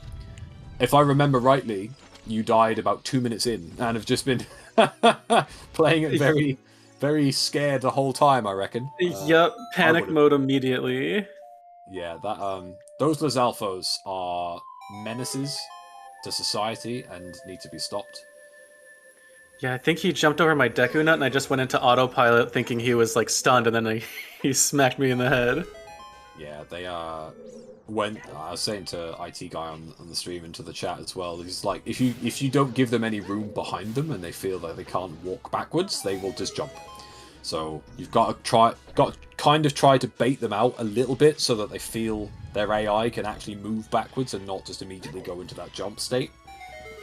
But yeah, they are tricky customers. Not quite as bad as the Dynalphos, which jump all over the place, but yeah, those I got hit by the Lizalfos in my last race as well, so yeah, menaces.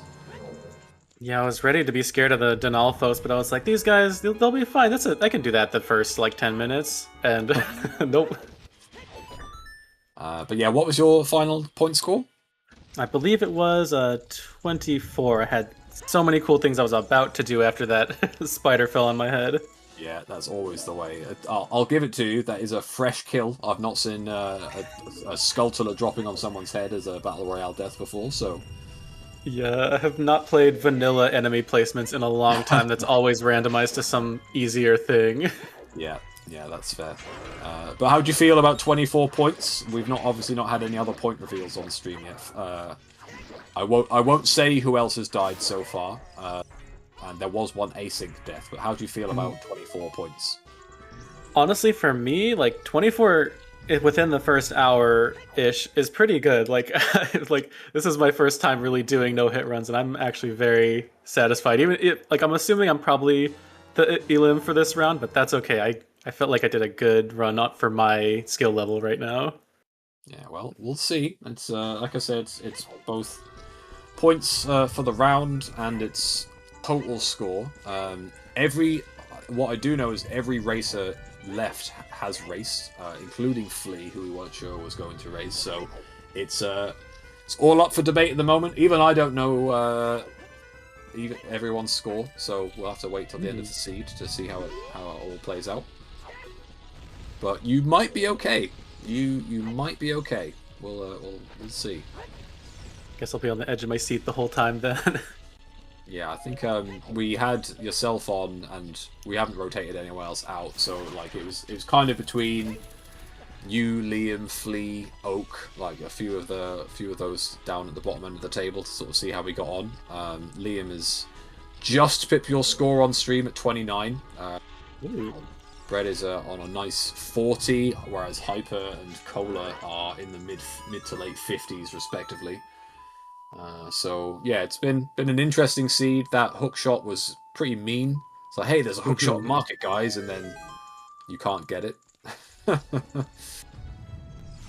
and I had the wallet, didn't I? I could have gotten it now. Well, you just got the wallet, didn't you, from bottom of the well? So. Oh man. Yeah, so you could have then gone on to some bigger and better things, as you said, but just bad timing. The other wallet was in the graveyard on the crate, so unless you know the boomerang trick, you have to go back adult anyway to get that one.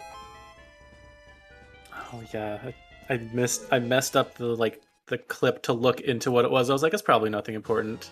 I'll just leave. Oof.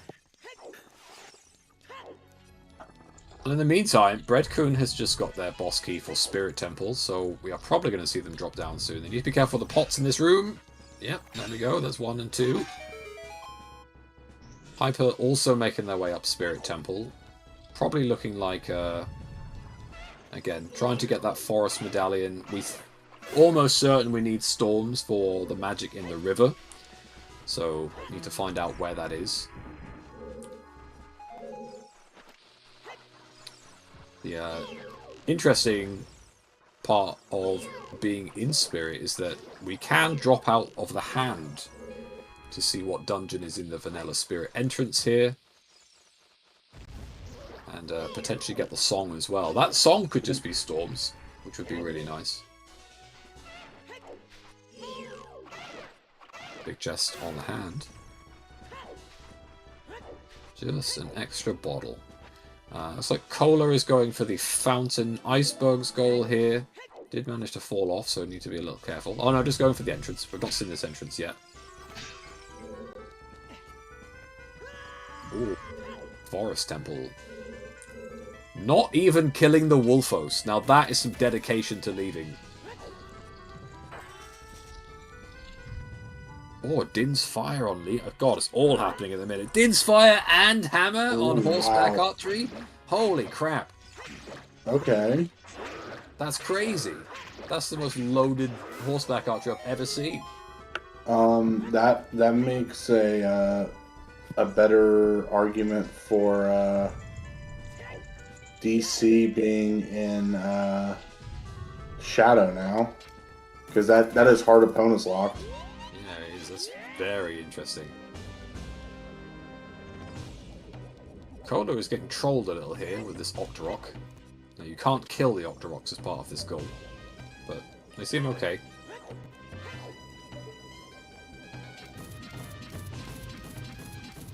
Breadcoon's soundtrack has been phenomenal this whole way through, by the way.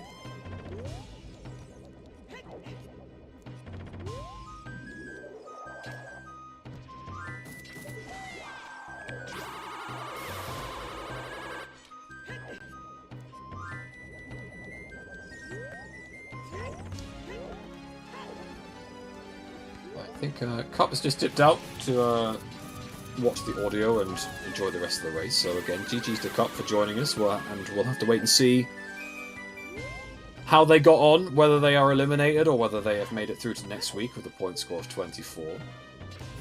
Now, one thing we did that happened whilst we were talking to Cup is Liam found Ice Cavern in the GTG entrance. And very swiftly chose to not do ice. And I think that is the right call. Yeah. Do we know the song at the end of Ice? It's Requiem. Yeah. That's not probably worth doing, but... No, it's alright. Like, again, you know where Spirit is, so Requiem itself isn't too valuable when you can get out to Spirit. Speaking of which, Hyper is gonna jump down. Alright. So we'll get to see the dungeon and the song here. Oh, and it's Dodongos. And the Song of Storms. Alright. So Magic is locked by Magic and Ice? No, we have a hit for Magic and River. Yeah, Magic is Magic's fine. We've now got Storms for Magic. The opponent's path to King Dodongo is a little confusing. So maybe you have to cross the wasteland. Maybe the logic for getting out to the Spirit Hands is locked behind a key behind Strength 2 or something in Adult side. Or a long shot. Yeah. Somewhere. Yeah, there's probably some funky key logic there, but hey, we found DC. That's also a pretty big win. It's a fairly free dungeon to complete and get as part of your bridge reward. Hyper still hasn't beat a boss yet, as we see Breadcorn taking down Twin Rover. Kohler is on the Stalfos and Forest. It's all happening. Liam's on the icebergs. I guess Kohler just wanted to do the fountain goal before coming back into Forest, which is more than fair.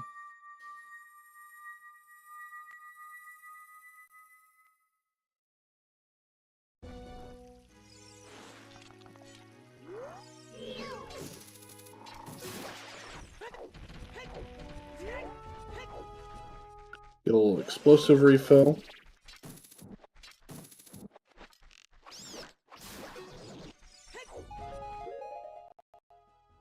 Kohler is still fighting Stalfos. There we go. I was gonna say you really start to sweat when you're fighting Stalfos for too long, because you're like, man, if I was playing a normal seed, I would not be fighting these Stalfos anymore. I'd be long gone.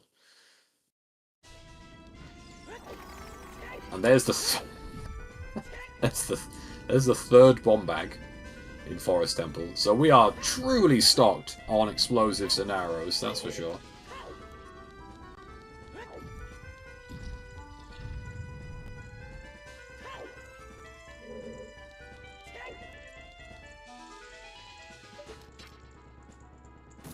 Bread is back in Spirit. I guess they are going for the rest of the skulls? I'm not actually sure what they're... Oh no, they're going out to the hand to go and find the entrance. So they're going to be joining Hyper soon, I think, with into DC and getting Song of Storms. That would make sense.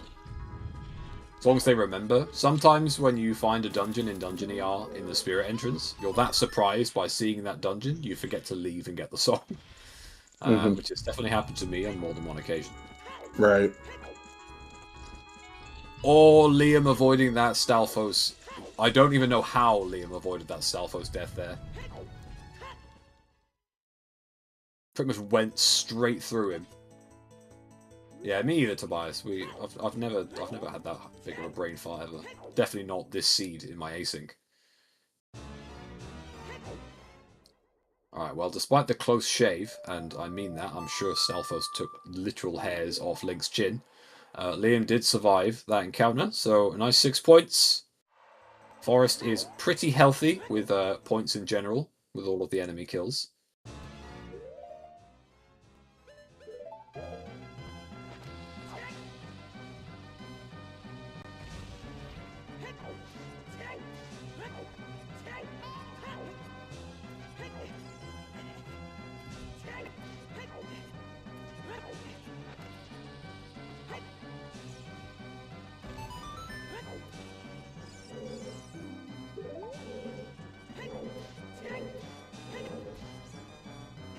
Two in DC, 2 in Forest. I think if baseball wants to do another one, there could be another Gamba here. Another 2-hour Death on Restream Gamba.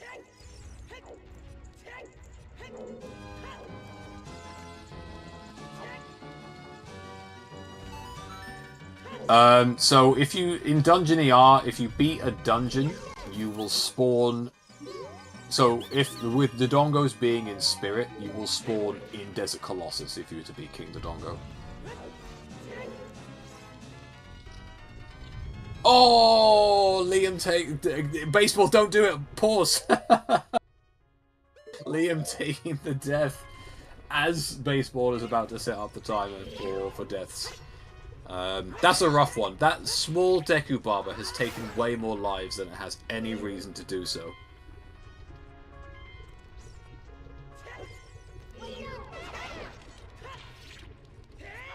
But yeah, unfortunate. But 1 hour 38 minutes, 37 points, maybe a few more if they've still got a few to tally. I think Leon will be feeling fairly safe after that race, that they can head into next week and not be eliminated. So they're probably feeling okay. I will ask Liam if they want to join for a chat.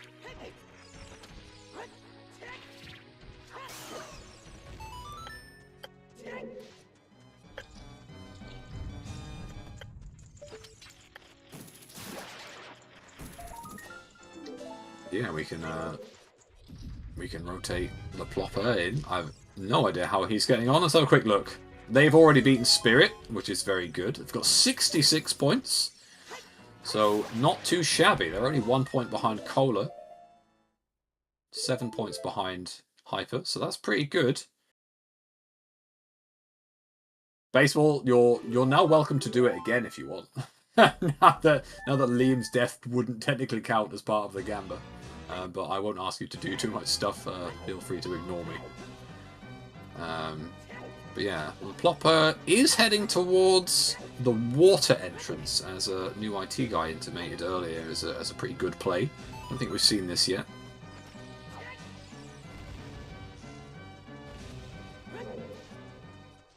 Gamba time!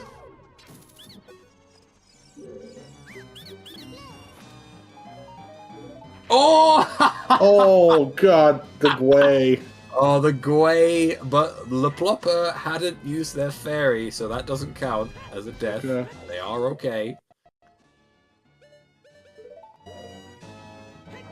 I wasn't sure, as they hadn't been on stream, whether that was just it, but yeah, that's it. Again, there's certain enemies in this game, you're like, how have these enemies taken so many lives across the weeks? And that Gwei has surprisingly killed a lot of people. Yeah, it's definitely possible Cola got hit early. It is also somewhat possible Cola emptied their fairy for bugs to help with skull collections, but I'd be amazed if they didn't refill it at this point. So I am inclined to believe that they have been hit. But fair play to Hyper, who still has not been hit at this point. There is a bonus for beating a seed / surviving 2.5 hours without using your fairy. That is worth an extra few points, so well worth trying to avoid any hits, even if you do have that extra life. The Plopper went into that dungeon and I basically ignored it. What was it? I'm gonna admit I was looking down, so... Genuinely just... I looked away for like 1 second and they left. If anyone knows what dungeon was in Water Temple, please let me know. Can only be one of a few. It could be GTG, it could be Deku Tree, although if it was Deku Tree, there's no way the Plopper leaves. Because that's just 3 points. So it's probably either GTG or Shadow, maybe? Shadow. I know Liam found Shadow earlier, but I don't know where they found Shadow. Maybe that was where they found it, to be honest.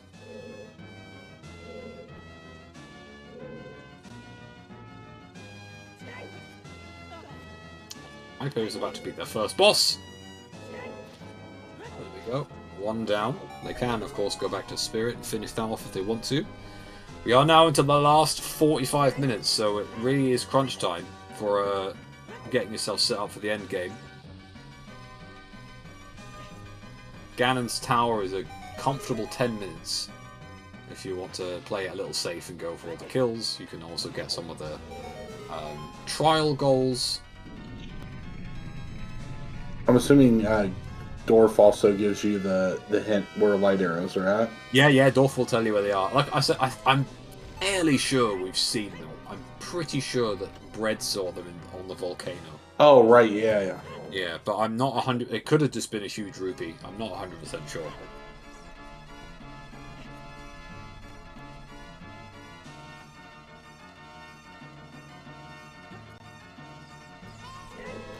I need to steal Bread's custom music pack. It's just Donkey Kong 64 music, and I'm all about it.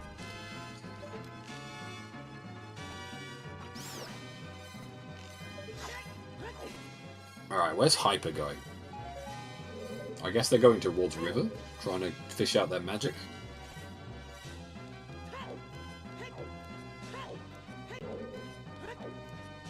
Cola is in the dreaded triple Stalfos room. 9 wonderful points, but 3 spicy boys.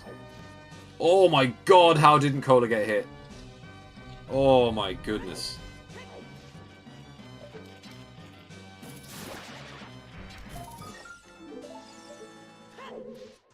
The Plopper is in ice and is committing to ice. No, I'm not sure about that one. But they're confident, going for it. They've got 3 bottles, so not short of the equipment to get this done. I'm just not sure ice is the play here, with only 45 minutes to go. And all the things that drop from the ceiling and that spawn out of nowhere that just murder you, yeah. Pots, keys, stalagmite, everything is gunning for you. It is a fat reward. Like, the points are good. But when you're this close to endgame, I'm not sure. Looks like someone in the race room has finished. Unsure who. Hyper is going for the big pose goal here.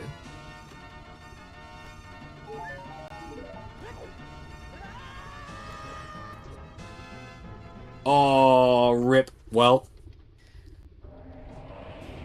the Plopper has died. Oof.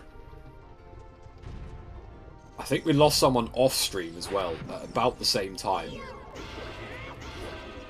Which is highly unfortunate. But yeah, GG Le Plopper. Ice is a horrible beast. See if they want to quickly join us.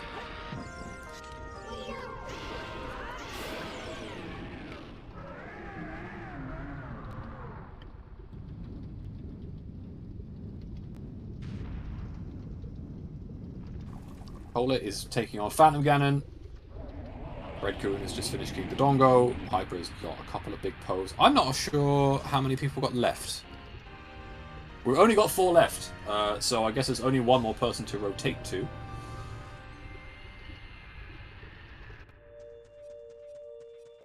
Which is either going to be Durax or Ink, I believe.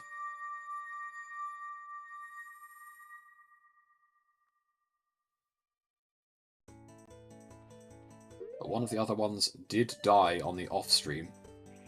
Durax is still with us, so Ink must have died at 1:47:03. Welcome in, Chuckles. Hope you are doing fantastic. Thank you for the sub, Diesler. 2 deaths to controller issues. I'm very sorry to hear that.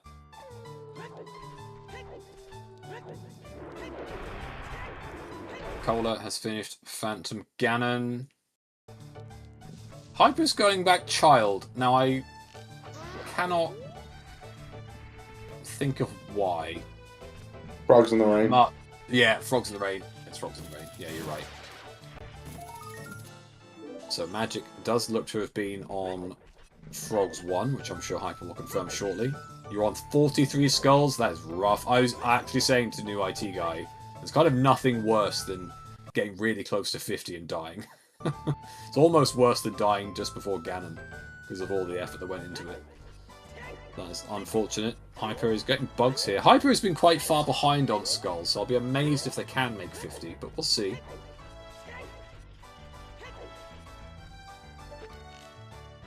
Breadcoon has been doing really well on skulls, however, so I do predict them to be quite close to... Did we... I don't know if we ever saw it. It may not be Frogs in the Rain also, but Magic could also be in the Scrubs Grotto in River. Did not Hyper not go down River to check that? I genuinely didn't see I don't remember. That's why I'm just making that little anecdote. Yeah, it's possible. They could just be going to, like, if they didn't do it, it's like, well, I might as well just go Child and just do all 3 of them. Maybe do a couple of other things as well. Right. And if they have seen that light arrows are on the volcano, then they might be wanting to plant a bean in Bolero, so they now have Bolero to do that. So no sign of hovers yet on anyone's side.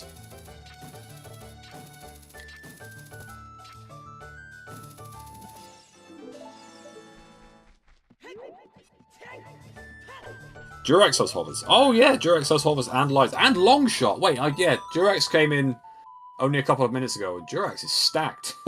Yeah, I would then probably agree with your previous statement of it being on what you call it. That the volcano peak is probably correct. Yeah. Yeah, Durex is doing fantastically well. Sorry, so much happened when we took Durax onto stream that I kind of forgot to actually analyse how Durax is doing. And yeah, they're smashing it. They are currently winning, by the looks of things. Obviously don't know everyone's score. Cola is on 81, so they're not too far behind. But yeah, fair play. Doing well. Don't know the skull count, because they're not tracking it. But I'm not sure if that's something they've been going for or not. Plopper is going to join us very shortly. Yeah. Something to note, Durax has done 3 rewards, so possible that the items we're looking for are in IGC that we haven't seen yet. I think it's quite likely, actually, that hovers or something is in IGC. Long shot, no idea. That could have been anywhere.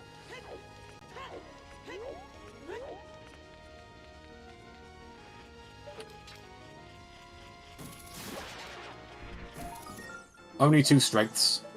No sign of strength 3. Again, strength 3 is quite a rarity in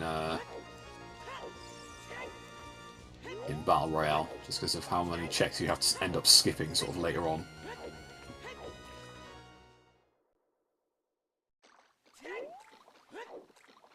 Well, Hyper gonna go for the sculptures here now. Yeah, that looks fit. GG Inc. Welcome in. Thanks. I'm pretty sad because 2 deaths to controller stuff, not even to enemies. Yeah, Sadly, it wasn't FPA-able. So. Very unfortunate. Welcome in, Ishizaki from the raid. What was your points score? 70. 70. Okay, not bad. I was at 43 skulls, and Yeah, I hadn't found Forest yet, but I did find Strength 3. Oh, you did find Strength 3? I won't spoil it. I won't spoil it where it is, but I will say it was somewhere somewhat easy, I want to say. Also, I wanted to comment about the hovers and longshot. Even though I didn't, see Direx's point of view, I know they have to be IGC.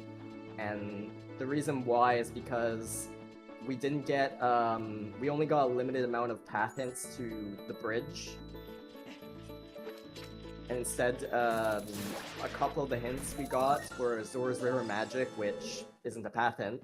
It's not supposed to be part of the, category. And there was another hint, I think it was Kakariko just had like a red ruby or something like that.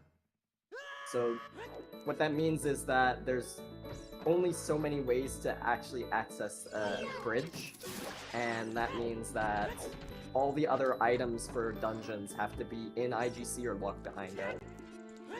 Oh, interesting. So what the hell was... I'm trying to work out what the King Dodongo hint was.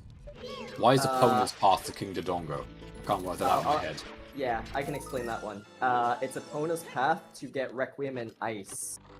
Of course it is. Oh, amazing. Because I was like, is it the cross? No, a crossing can't be possible, because basically everything you need is either past it or not. Oh, that's rough. That is rancid. An awful path. Yeah,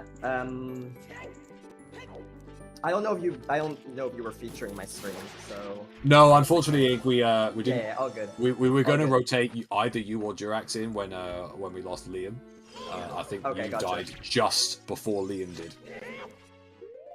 Okay. No, gotcha. sorry, you died just before Lipplopper.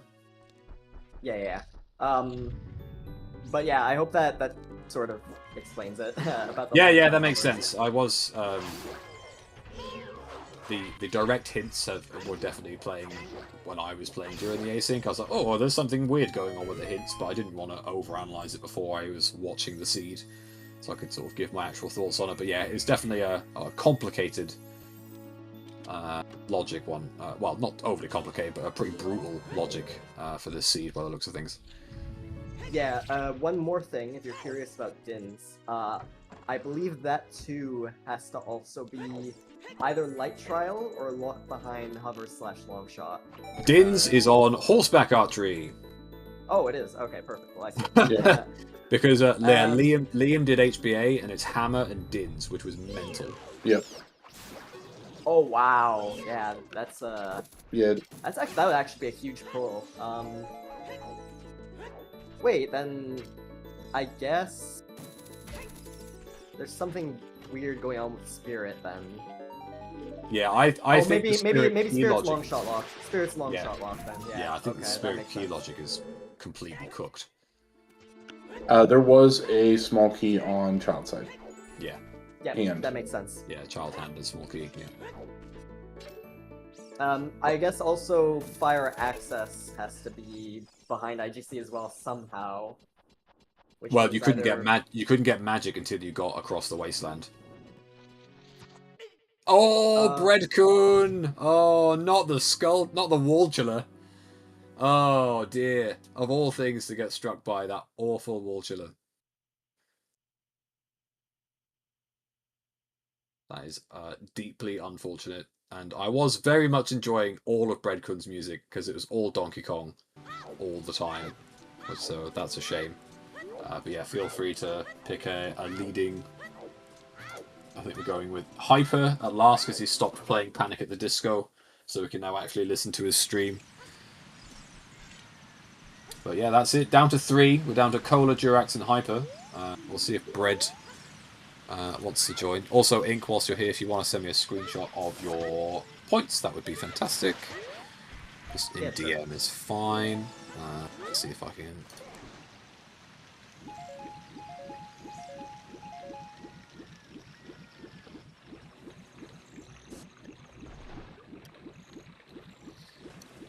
Alright, Plopper's in the waiting room. Let's get him in. GG, Le Plopper. Yo, thanks. You were doing very well. It's an unfortunate ice death, as is 50% of deaths, I think, are in ice at this point. Ice this was totally my fault. Like, Yeah, I rolled out of panic that I should have saved walk because my timing was awful. Yeah.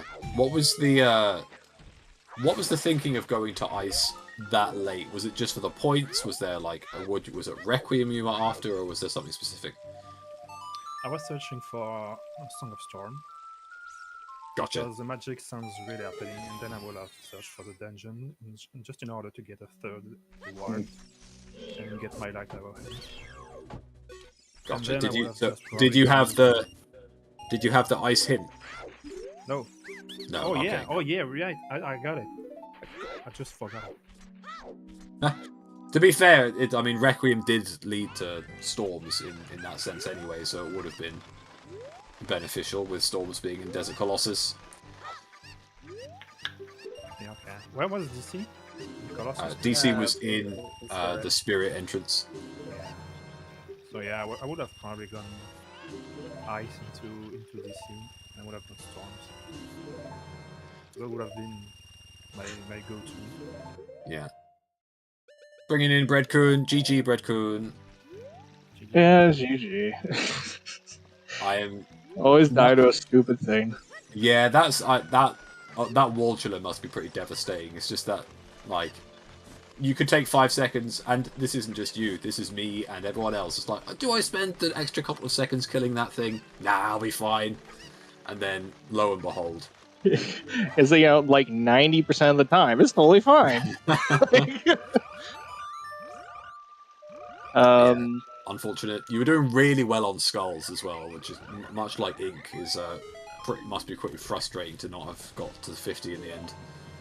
Also, I was just tilted because I died 2 minutes in at the start of the seed. Yeah. Right out the gate, I took a death to the dual skull kits. Like, because I was practicing them, and I just messed up. I was like, well, I died 2 minutes in. Time to make this work for the whole seed. Yeah, you and Morning Cup both took a really early death. We're like, oh god, please, no, don't. Let's not make this a 20-minute restream death. But then both of you did really well to sort of keep going, all things considered, because it really does put the pressure on not having that safety net so early. Oh yeah, it really does, man. Like, I died in Bomb the Well at about 20-25 minutes to just, like, my controller not recognizing an input or something weird like that, and I had to play super safe the whole time. I actually took an iframe in ice, so that could have been an early death as well. Yeah. But thankfully not. yeah. I think I was in a position where I was just gonna finish. I was gonna finish Forest, get my magic, get my lights, and I could easily loop in the rest of the skulls, and then just probably just do GT after, and not maybe think of trying to squeeze in something else. But with the placement of the warp songs and the starting locations, it's extremely awkward.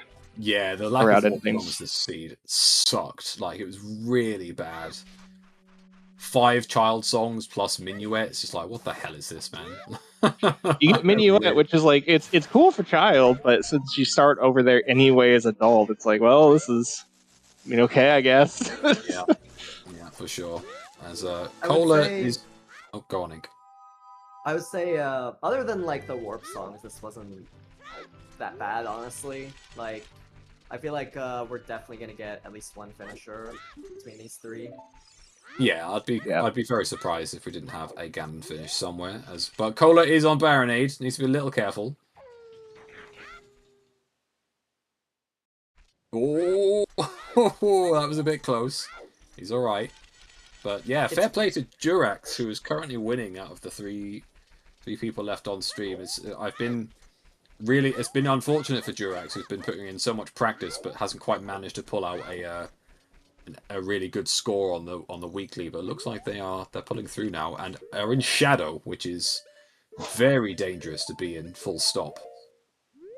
Yeah, it's like kind of the one dungeon I usually it doesn't even come up, or like I'll just do the front and kind of just ignore the back, like, or I guess ignore the middle section of the dungeon. I'll do the front, go to the boss. That's all relatively safe. Middle section always feels a little dicey sometimes.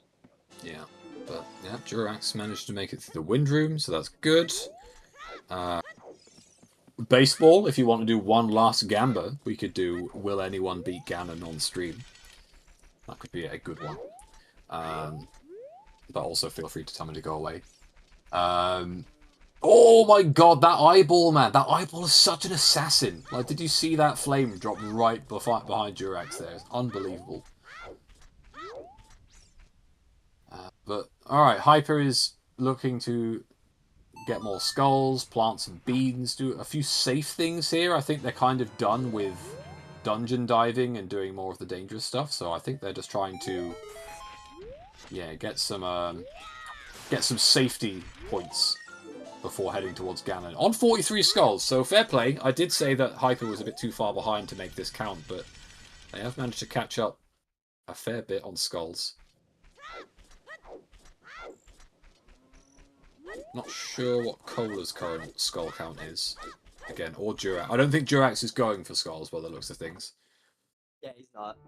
I think he's just going for the Shadow Soul points, but he's not going for like 50. Yeah, does need an extra key if he wants to go to Bongo, so we'll see if he manages that. Also, I think long shot was in the Gerudo area for long shot. Really? Well, or was it? That's what I'm asking. Oh no, we don't know. I'm like, Durax has it. Yeah, we don't know where Durax found it because Durax came onto stream quite late. I mean, yeah, you're more than welcome to check the VOD. It's probably in. I'm just thinking with the hint of because DC, it's like, oh, it's Epona's for DC access. Horseback archery was the hammer and Dins. That would, yeah, that would be crazy. Be nice. So I guess that it's quite possible that no, because Durax doesn't have the hammer. I was going to say it could be behind the hammer, but it's not. So it could just be on like the scrubs in Ganon's. It could be in one of the trials. Because we've not. Actually, I guess that makes sense for logic because the Dins lets you get through Spirit Temple. Jump on the boat, Durax. Long shot is Shadow Trial 1. Gotcha. Okay. Makes sense. Honestly, yes, that's kind of free. Don't tell us where Hobbs is. We'll find. I'm sure we'll potentially find out. But yeah, long shot was a weird one, but it makes sense that things are just behind. So, Brett, if you want the explanation, basically what happened was the game couldn't generate enough path hints because you only have limited access to Ganon. Which kind of is why we got Azora's River Magic hint and a cack like Red Rupee hint. Piece of heart. Like yeah, piece of heart. And so because of that, it means that all the other dungeons have to be locked behind Ganon in some way. With the exception of like, I guess Forest technically doesn't have to be because all bows are available or something like that, but like all bows, all strengths. But other than that, yeah. So that's why we didn't get, any Volve path or Morpha path or anything like that. That makes sense. I mean, I guess the magic hint was nice. Just knowing you could get that with storms. Like, okay, cool. Yeah. Pretty rough that it was, but it was at least nice to have, because otherwise that could have been, a really tricky one to find at the end of the seed. Yeah. Yeah, that's one where I think we got very lucky with because it's like a 1 in 300 chance. It could be anything. So. All right, Durax getting the Floor Master goal here, and also looks like they're finishing up with the gold skulls. So I think they collected all the shadow skulls. Yeah, they did. So on a nice and healthy 118 points. Yeah, it looks like he hasn't taken a death yet. Durax has taken a death. Oh, okay. Yeah, I think. Did we see it on stream? I believe we did. I just don't remember what it was on. Can't remember. He still got a fairy in the bottle. Last time he fought. Oh, maybe he hasn't. No, maybe maybe. Yeah, Oh no, it was No, it was. I think it was you, LaPlopper. You came on stream and we were like, oh, we're pretty sure LaPlopper hasn't taken a death, and then you got hit by a Gwei, which was devastating. That Gwei is a fucking asshole, I swear. Obviously, it's not an issue when you're not playing OHQ. Oh yeah, like no problem. Just trying to climb the lab, and yeah, it's like, well, whatever. That Gwei's fine. But when you are playing one hit KO, that Gwei, I swear, doesn't make any noise. Specifically when it's one hit KO. Like turned off all of its sound effects. To me, because the moment I pulled out the bow, it was just right in front of me, so I was like, Yeah. "What the fuck do I do?" Pause and pray you paused in time and just save quit, reset out of there. We did see a couple of sweaty save quits this seed, to say the least. I think Liam had to do a pretty brutal save quit out of DMT before getting nuked by some boulders. As Cola picks up the light arrows, I think Morning Cup had to do a couple as well in SFM and sort of like early game.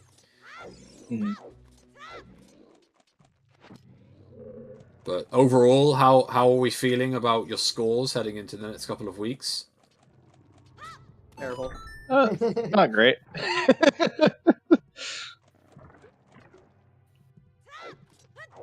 Full of confidence then. I just need to practice. For me, it's just been like I've sort of been in Durex's position where, you know, I'm getting like 150 to 170 consistently in practice races, and then in the real thing, I just haven't been delivering. That being said, I'm very happy that Durex is getting a good score this time. Looks like he's probably on pace for 170 plus. Yeah, I'm pretty pleased with Durax as well. Although I'm not, they're going to get their magic here, so they are essentially in Ganon mode. They don't have skulls, so I'm not sure if they're going to choose to do any bigger goals at this point. They've clearly climbed the tower, I think, so it is just the Ganon and Dwarf and Ganon points to go. So another 40 on top. We'll see what they manage to rope in. Yeah, you need to turn in the 50 skulls to get the points. Looks like Durex is gonna do bomb the well here. Yeah, I guess they've not done it. I think every single other person on stream had done bottom of the well, so. But I guess it was easy too early with the scale fairly early. You can just just go over there, and you already know from the hints that Jabu's not going to be there. But I mean, also figuring out where Boomerang was pretty easy. So after getting Boomerang, I just went over there because, like, well, you can full clear it. It's not that bad. It's a decent chunk of points. All right, yeah, as Arcane has just pointed out, Cola collecting the 50 skull reward. It looks like no one knows which one is the 50 skull reward, because I swear I see everyone check both sides of that skull house. I specifically talked to... It is the top right one. Specifically in this seed, I did talk to all of them just to make sure, like, okay, wait, which one is the 50 guy? Because I talked to both of them. Let me actually know which guy is 50 real quick. I guess it's a scene of you're nervous and, like, I don't want to accidentally not score these points by talking to the wrong guy. I'm just going to talk to both of them. Yeah, I get it. If you're not 100% sure, it's like, oh shit, let's just do it. I would probably be a little lenient if you went to the wrong one, but yeah, best to just get it right. Right, Hyper going for Baronade here. Hyper has also not taken a hit, so looks like Durax and Hyper could both get the extra bonus points for beating Ganon or finishing the seed without using a fairy. No, they're very clean Baronade. Very good. 9.5 I would hold up on a placard if someone asked me to score it, so GG. Cola is now heading into Ganon's castle. Does not have magic. They also do not have storms.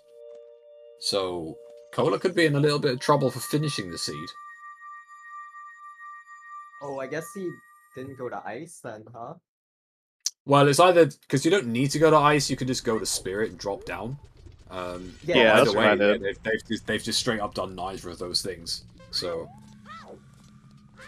because after I cleared Twinrova, I just dropped down. I was like, well, there's a Son here. It's 50-50 Prelude or Storms, and either one is good. I'll just walk back through and do it.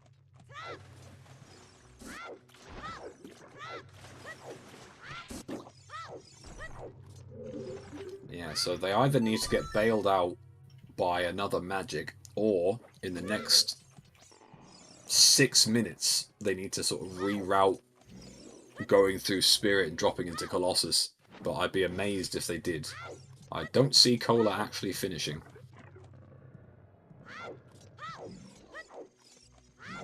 So Kyrie, we get these 2 Gyptos here, are worth some points.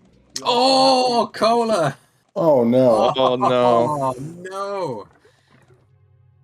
Oh, that's brutal. What a place to die. At least he handed in 50.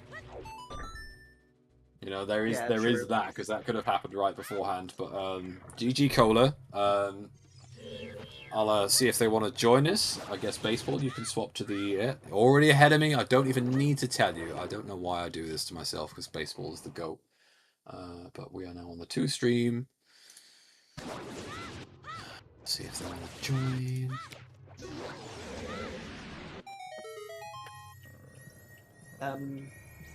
To finish up what the points in well are, there's of course the skulls, there's the Gyptos, there's lighting this room, and not killing any thieves, and there's also the dead hand. Well, that's sort of like half of the points. You have to kill the other one in shadow as well to get the points, and there's also the silver rupees at the basement. So it's, I want to say about 50 points in well, maybe a little more than that. I'd have to ask Chimp.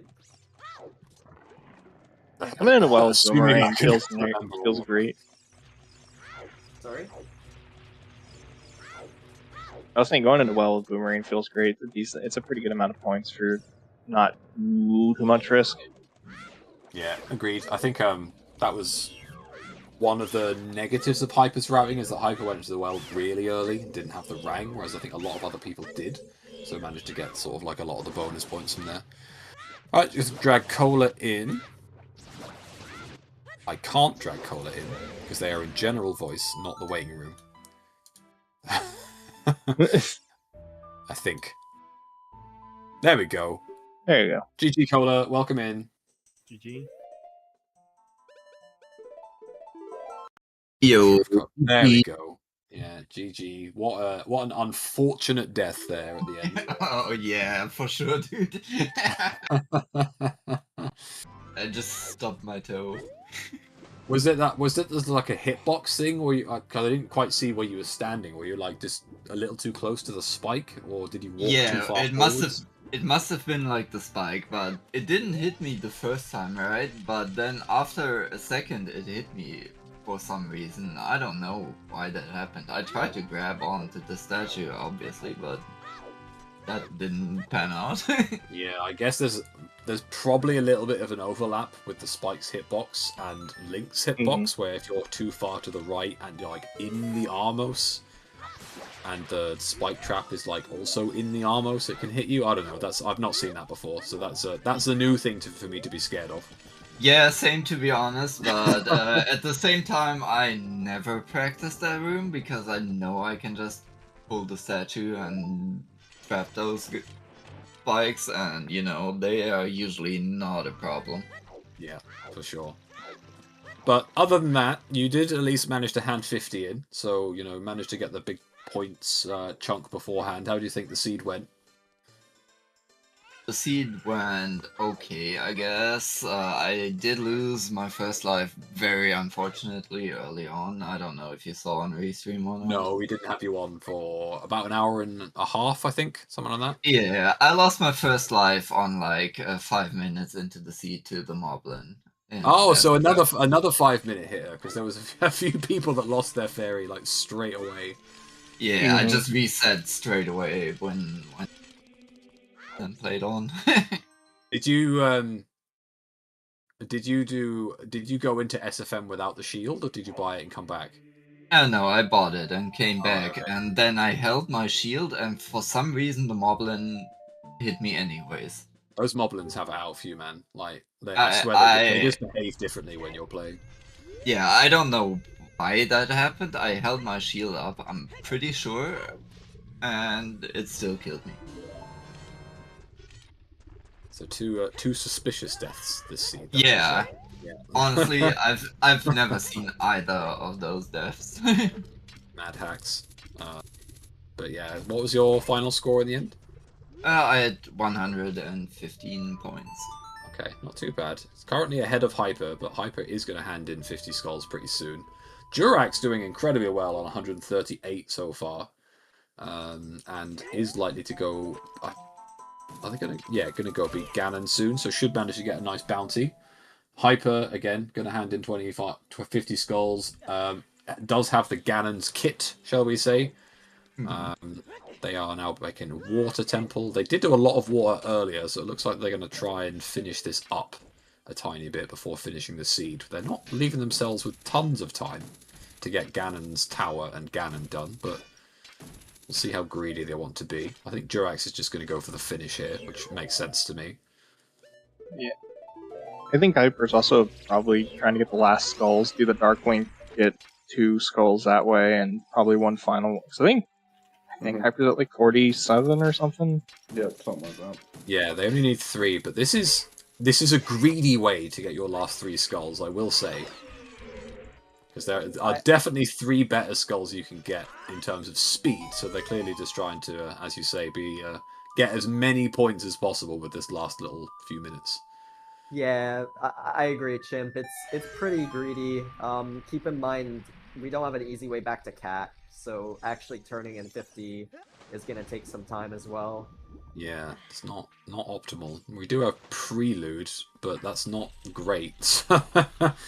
So yeah, I don't think they can do all of this and beat Ganon's. So we'll see what they choose to do. Has Hyper already climbed GT? No, I don't think so. So yeah, again, I am quite surprised they are here and not either doing Ganon's tower or just getting other skulls elsewhere.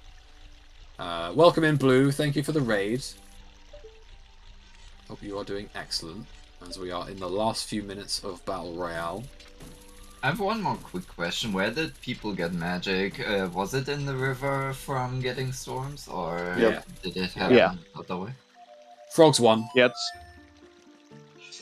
Okay, what did you need to do to get storms? Storms was in Colossus. So he dropped down through Spirit Hands, or do ice to get Requiem. Alright, that makes sense. Or you could just cross with the opponent, but I don't know about that one. Yeah, logically, as Ink managed to work out, logically the game wants you to go get Requiem from ice to get basically everything else. There's a bit of a mega bottleneck for opponents leading to Requiem to essentially getting everything else in the seed. Was ice in GTG area? Yeah. Or GTG entrance? Okay. Yeah, that makes sense then. Speaking of GTG, I don't think we found GTG on any stream. So I can Pretty sure only it's assume... bottom of the well at this point. Yeah, it's bottom of the well or Shadow, I guess. Yeah, that's also possible. Yeah, because we didn't see Deku or GTG, to my knowledge. Alright, Durax. Fire, out of curiosity. Fire was really early, I think. It was in... Oh, DC? Okay, yeah. That was just in DC. Yeah. Fair enough. I just checked it while I was grabbing the skull, like a lot of skull routing this child. I was like, well, get soul skulls, run down to CAC from here, and get all those. I was about to do that, and I just didn't for some reason. Like, my brain just turned off there, so... Oops. Yeah, I don't think Hyper has enough time here. It's gonna be rough, even if he goes right now. Yeah, honestly, if Hyper went this way first without doing water, is you could just run down river. I'm assuming you didn't get the other one. The skull outside pack, the one inside pack, so you only need 49. I might be wrong. They might have done tower, but I'm almost 100% certain they haven't. So I think they're just Tower. I think they're just not doing Ganons. They don't have time. Like, they just straight up do not have time to do both of these things. So I think they're just choosing skulls. I feel like you abandon skulls and go for Ganon. It's like more points. Yeah, it's overall better to just go for the pig kill. And plus you get the points from like climb too, which is a lot. They also have the added bonus of not having lost their fairy, so whatever they do, they still at least get a nice chunk of points there. Durax fails the one cycle here, so does need to be a little bit careful with just beating Dwarf. But yeah, they have plenty of time to get this sorted. Has Hyper not done Hyper hasn't even done the... Looks like no, Hyper hasn't. not been here at all. Oops, that's a drop.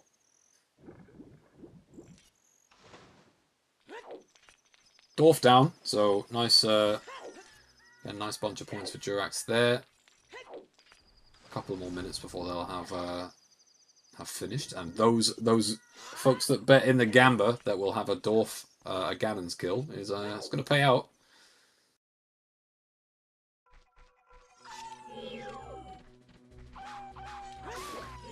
This is not where I thought Hyper would be at 2 hours and 25 minutes. I will say that right now. Worth noting, we have a couple more async times to pop in, but not yet. It would be really unfortunate to die to Stalfos in Force Temple at this time. I'll just get that one last skull and then go to the Stalfos and die before the hand in. That would be horrendous.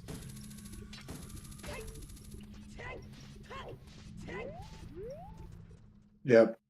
No hammer, so having to do nut strats on Ganon. Yeah, a little slow, but it's fine. There's no real danger here unless you completely just fail the roll or run out of nuts and also run out of arrows at the same time.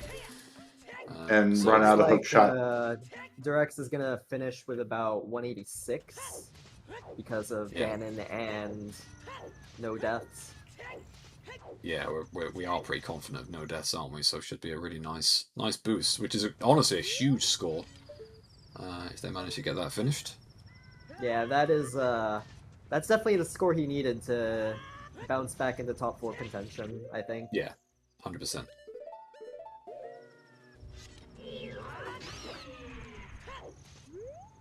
Just needs to not die here. Ganon can play around a little bit. One more. And there we go. Ganon down. So GG to Durax for the finish. Alright, Async player 2 has also finished. 2:26:47. Wow, so we got probably 2 finishers who beat Ganon. I'd assume so. Even though people can die at the end, like, they're more willing to take risks if they already used their fairy.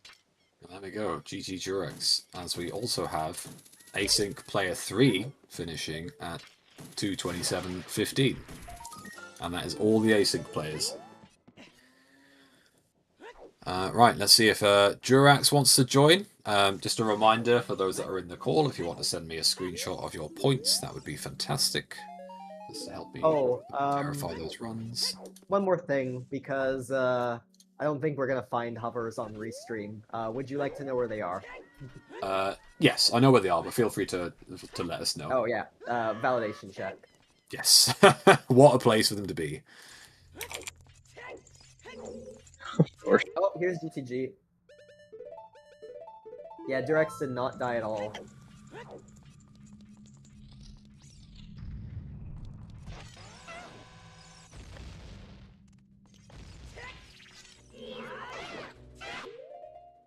like we'll drag Durax in. Oh, Hyper took a death. Hyper took Did a he? death. I wasn't. Yeah, he dropped a zero. I just pulled Durax in and stopped timing. Yeah, he dropped to 0 hearts. Okay, Damn. well, that's he's lost the bonus points. But GG Durax. Anyway, enough about Hyper. GG. Thanks. Well done on the win and a huge point score. Yeah, I'm super happy with this. Yeah, that was. Can't believe I didn't die either. Yeah, that's a huge boon. Hyper, neither you or Hyper had been hit up to now, but we may have just seen Hyper take a hit. We'll have to go back and check to see if the hearts dropped to 0 on their VOD. They might just let us know. But yeah, either way, yeah, 191 points. We were saying, you know, with all the practice you put in, you would definitely do a huge score. And yeah, finally pulled one out. I was hoping to do it one day. Like all the other weeklies, I've been like putting a lot of practice in as well, but just been like performing very badly. Well, Hyper has time to also shine. Hyper is finished in the race room, so it looks like everyone is done. Really confused you'd finish there instead of just trying to beat the Stalfos on the other side. Maybe they're confused about their heart container situation, so they're just like, you know what, I'm done. Either way, Hyper's here. There he is, GG Hyper. Yo, GG. What a last couple of minutes. We weren't sure if you took a death there or not. Nah, I bailed in time. We'll definitely have to check to see if the hearts drop. Either way, great run generally. We weren't sure what you were aiming for, like skull wise or Ganon wise for like the last 15 minutes. So it's definitely been an adventure seeing where you've been going. Yeah, I just made bad choices at the end. I was one skull short for my route. Otherwise, I could have got the 20 and killed Ganon, and then I couldn't find another skull to make it work. And so in the end, I just said I'm not even gonna make it to Ganon. I was still planning to get into the castle, and then it just got even later than that. So I was just like, fuck it. So I probably threw like, I don't know, 30, 40 points. Yeah, it did seem like you were trying to sort of, when you were in water, we're like, oh, this feels very greedy. Like what you were going I needed for. this, yeah. It was Yeah, just the skull. That was the only one I could think of, but there were better ones.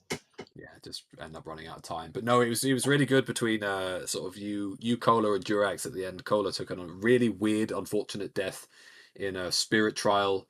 But yeah, you and Durax you were both completely hitless up to obviously the past couple of minutes. That was really exciting to see whether you'd both finish hitless. We will just double check your VOD afterwards. But yeah, huge getting 2 players at least to the end of the seed, and then we got the 2 async finishes right at the end as well. So seems to be a pretty successful week for most players.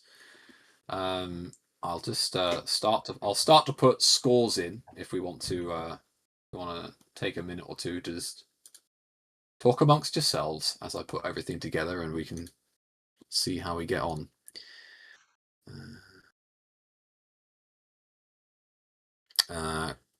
Cup didn't put their score in a comment, but I believe it was 24. So yeah.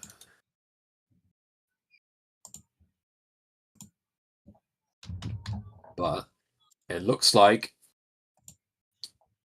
we have lost Oak with the score of 15 this seed. They finished in 28 minutes. So an unfortunate early death for Oak there, who did have some tech issues on the side as well. But Oak gets eliminated with the lowest round score, and Flea gets eliminated with the lowest total score, with a total of 49. Obviously didn't play a couple of weeks, so it was fairly, unless they had a stellar week, it was quite likely that they were going to get eliminated with that. It does mean Cup survives. Cup survives on with a total of 78. And then From the async races, we also had Timmy got 159 and did beat Ganon, and then I got 132 and also beat Ganon.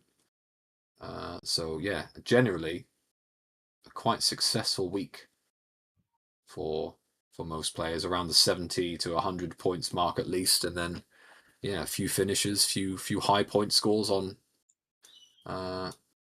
various people's streams. So GG everyone, we made it. It does mean that we are getting into crunch time with these totals and the next couple of rounds of elims. So all tense from here. I'll obviously put all of the points in the leaderboard after the race and let you all know what the situation is with current stipulations and next week's elims.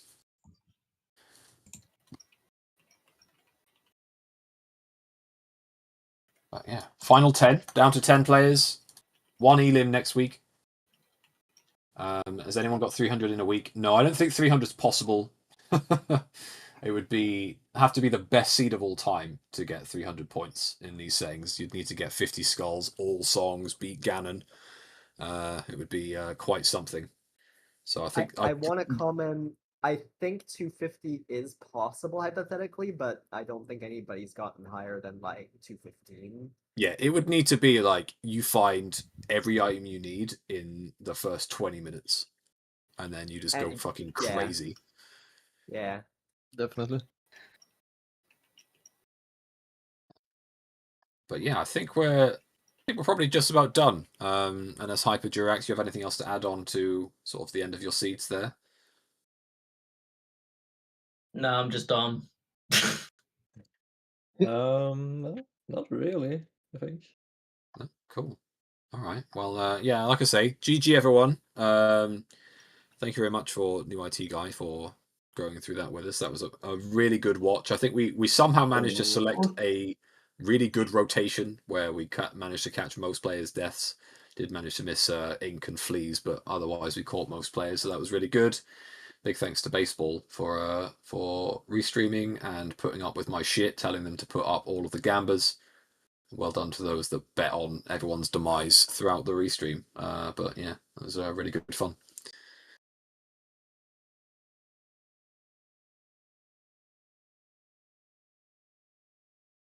Baseball, do you want to lead us out?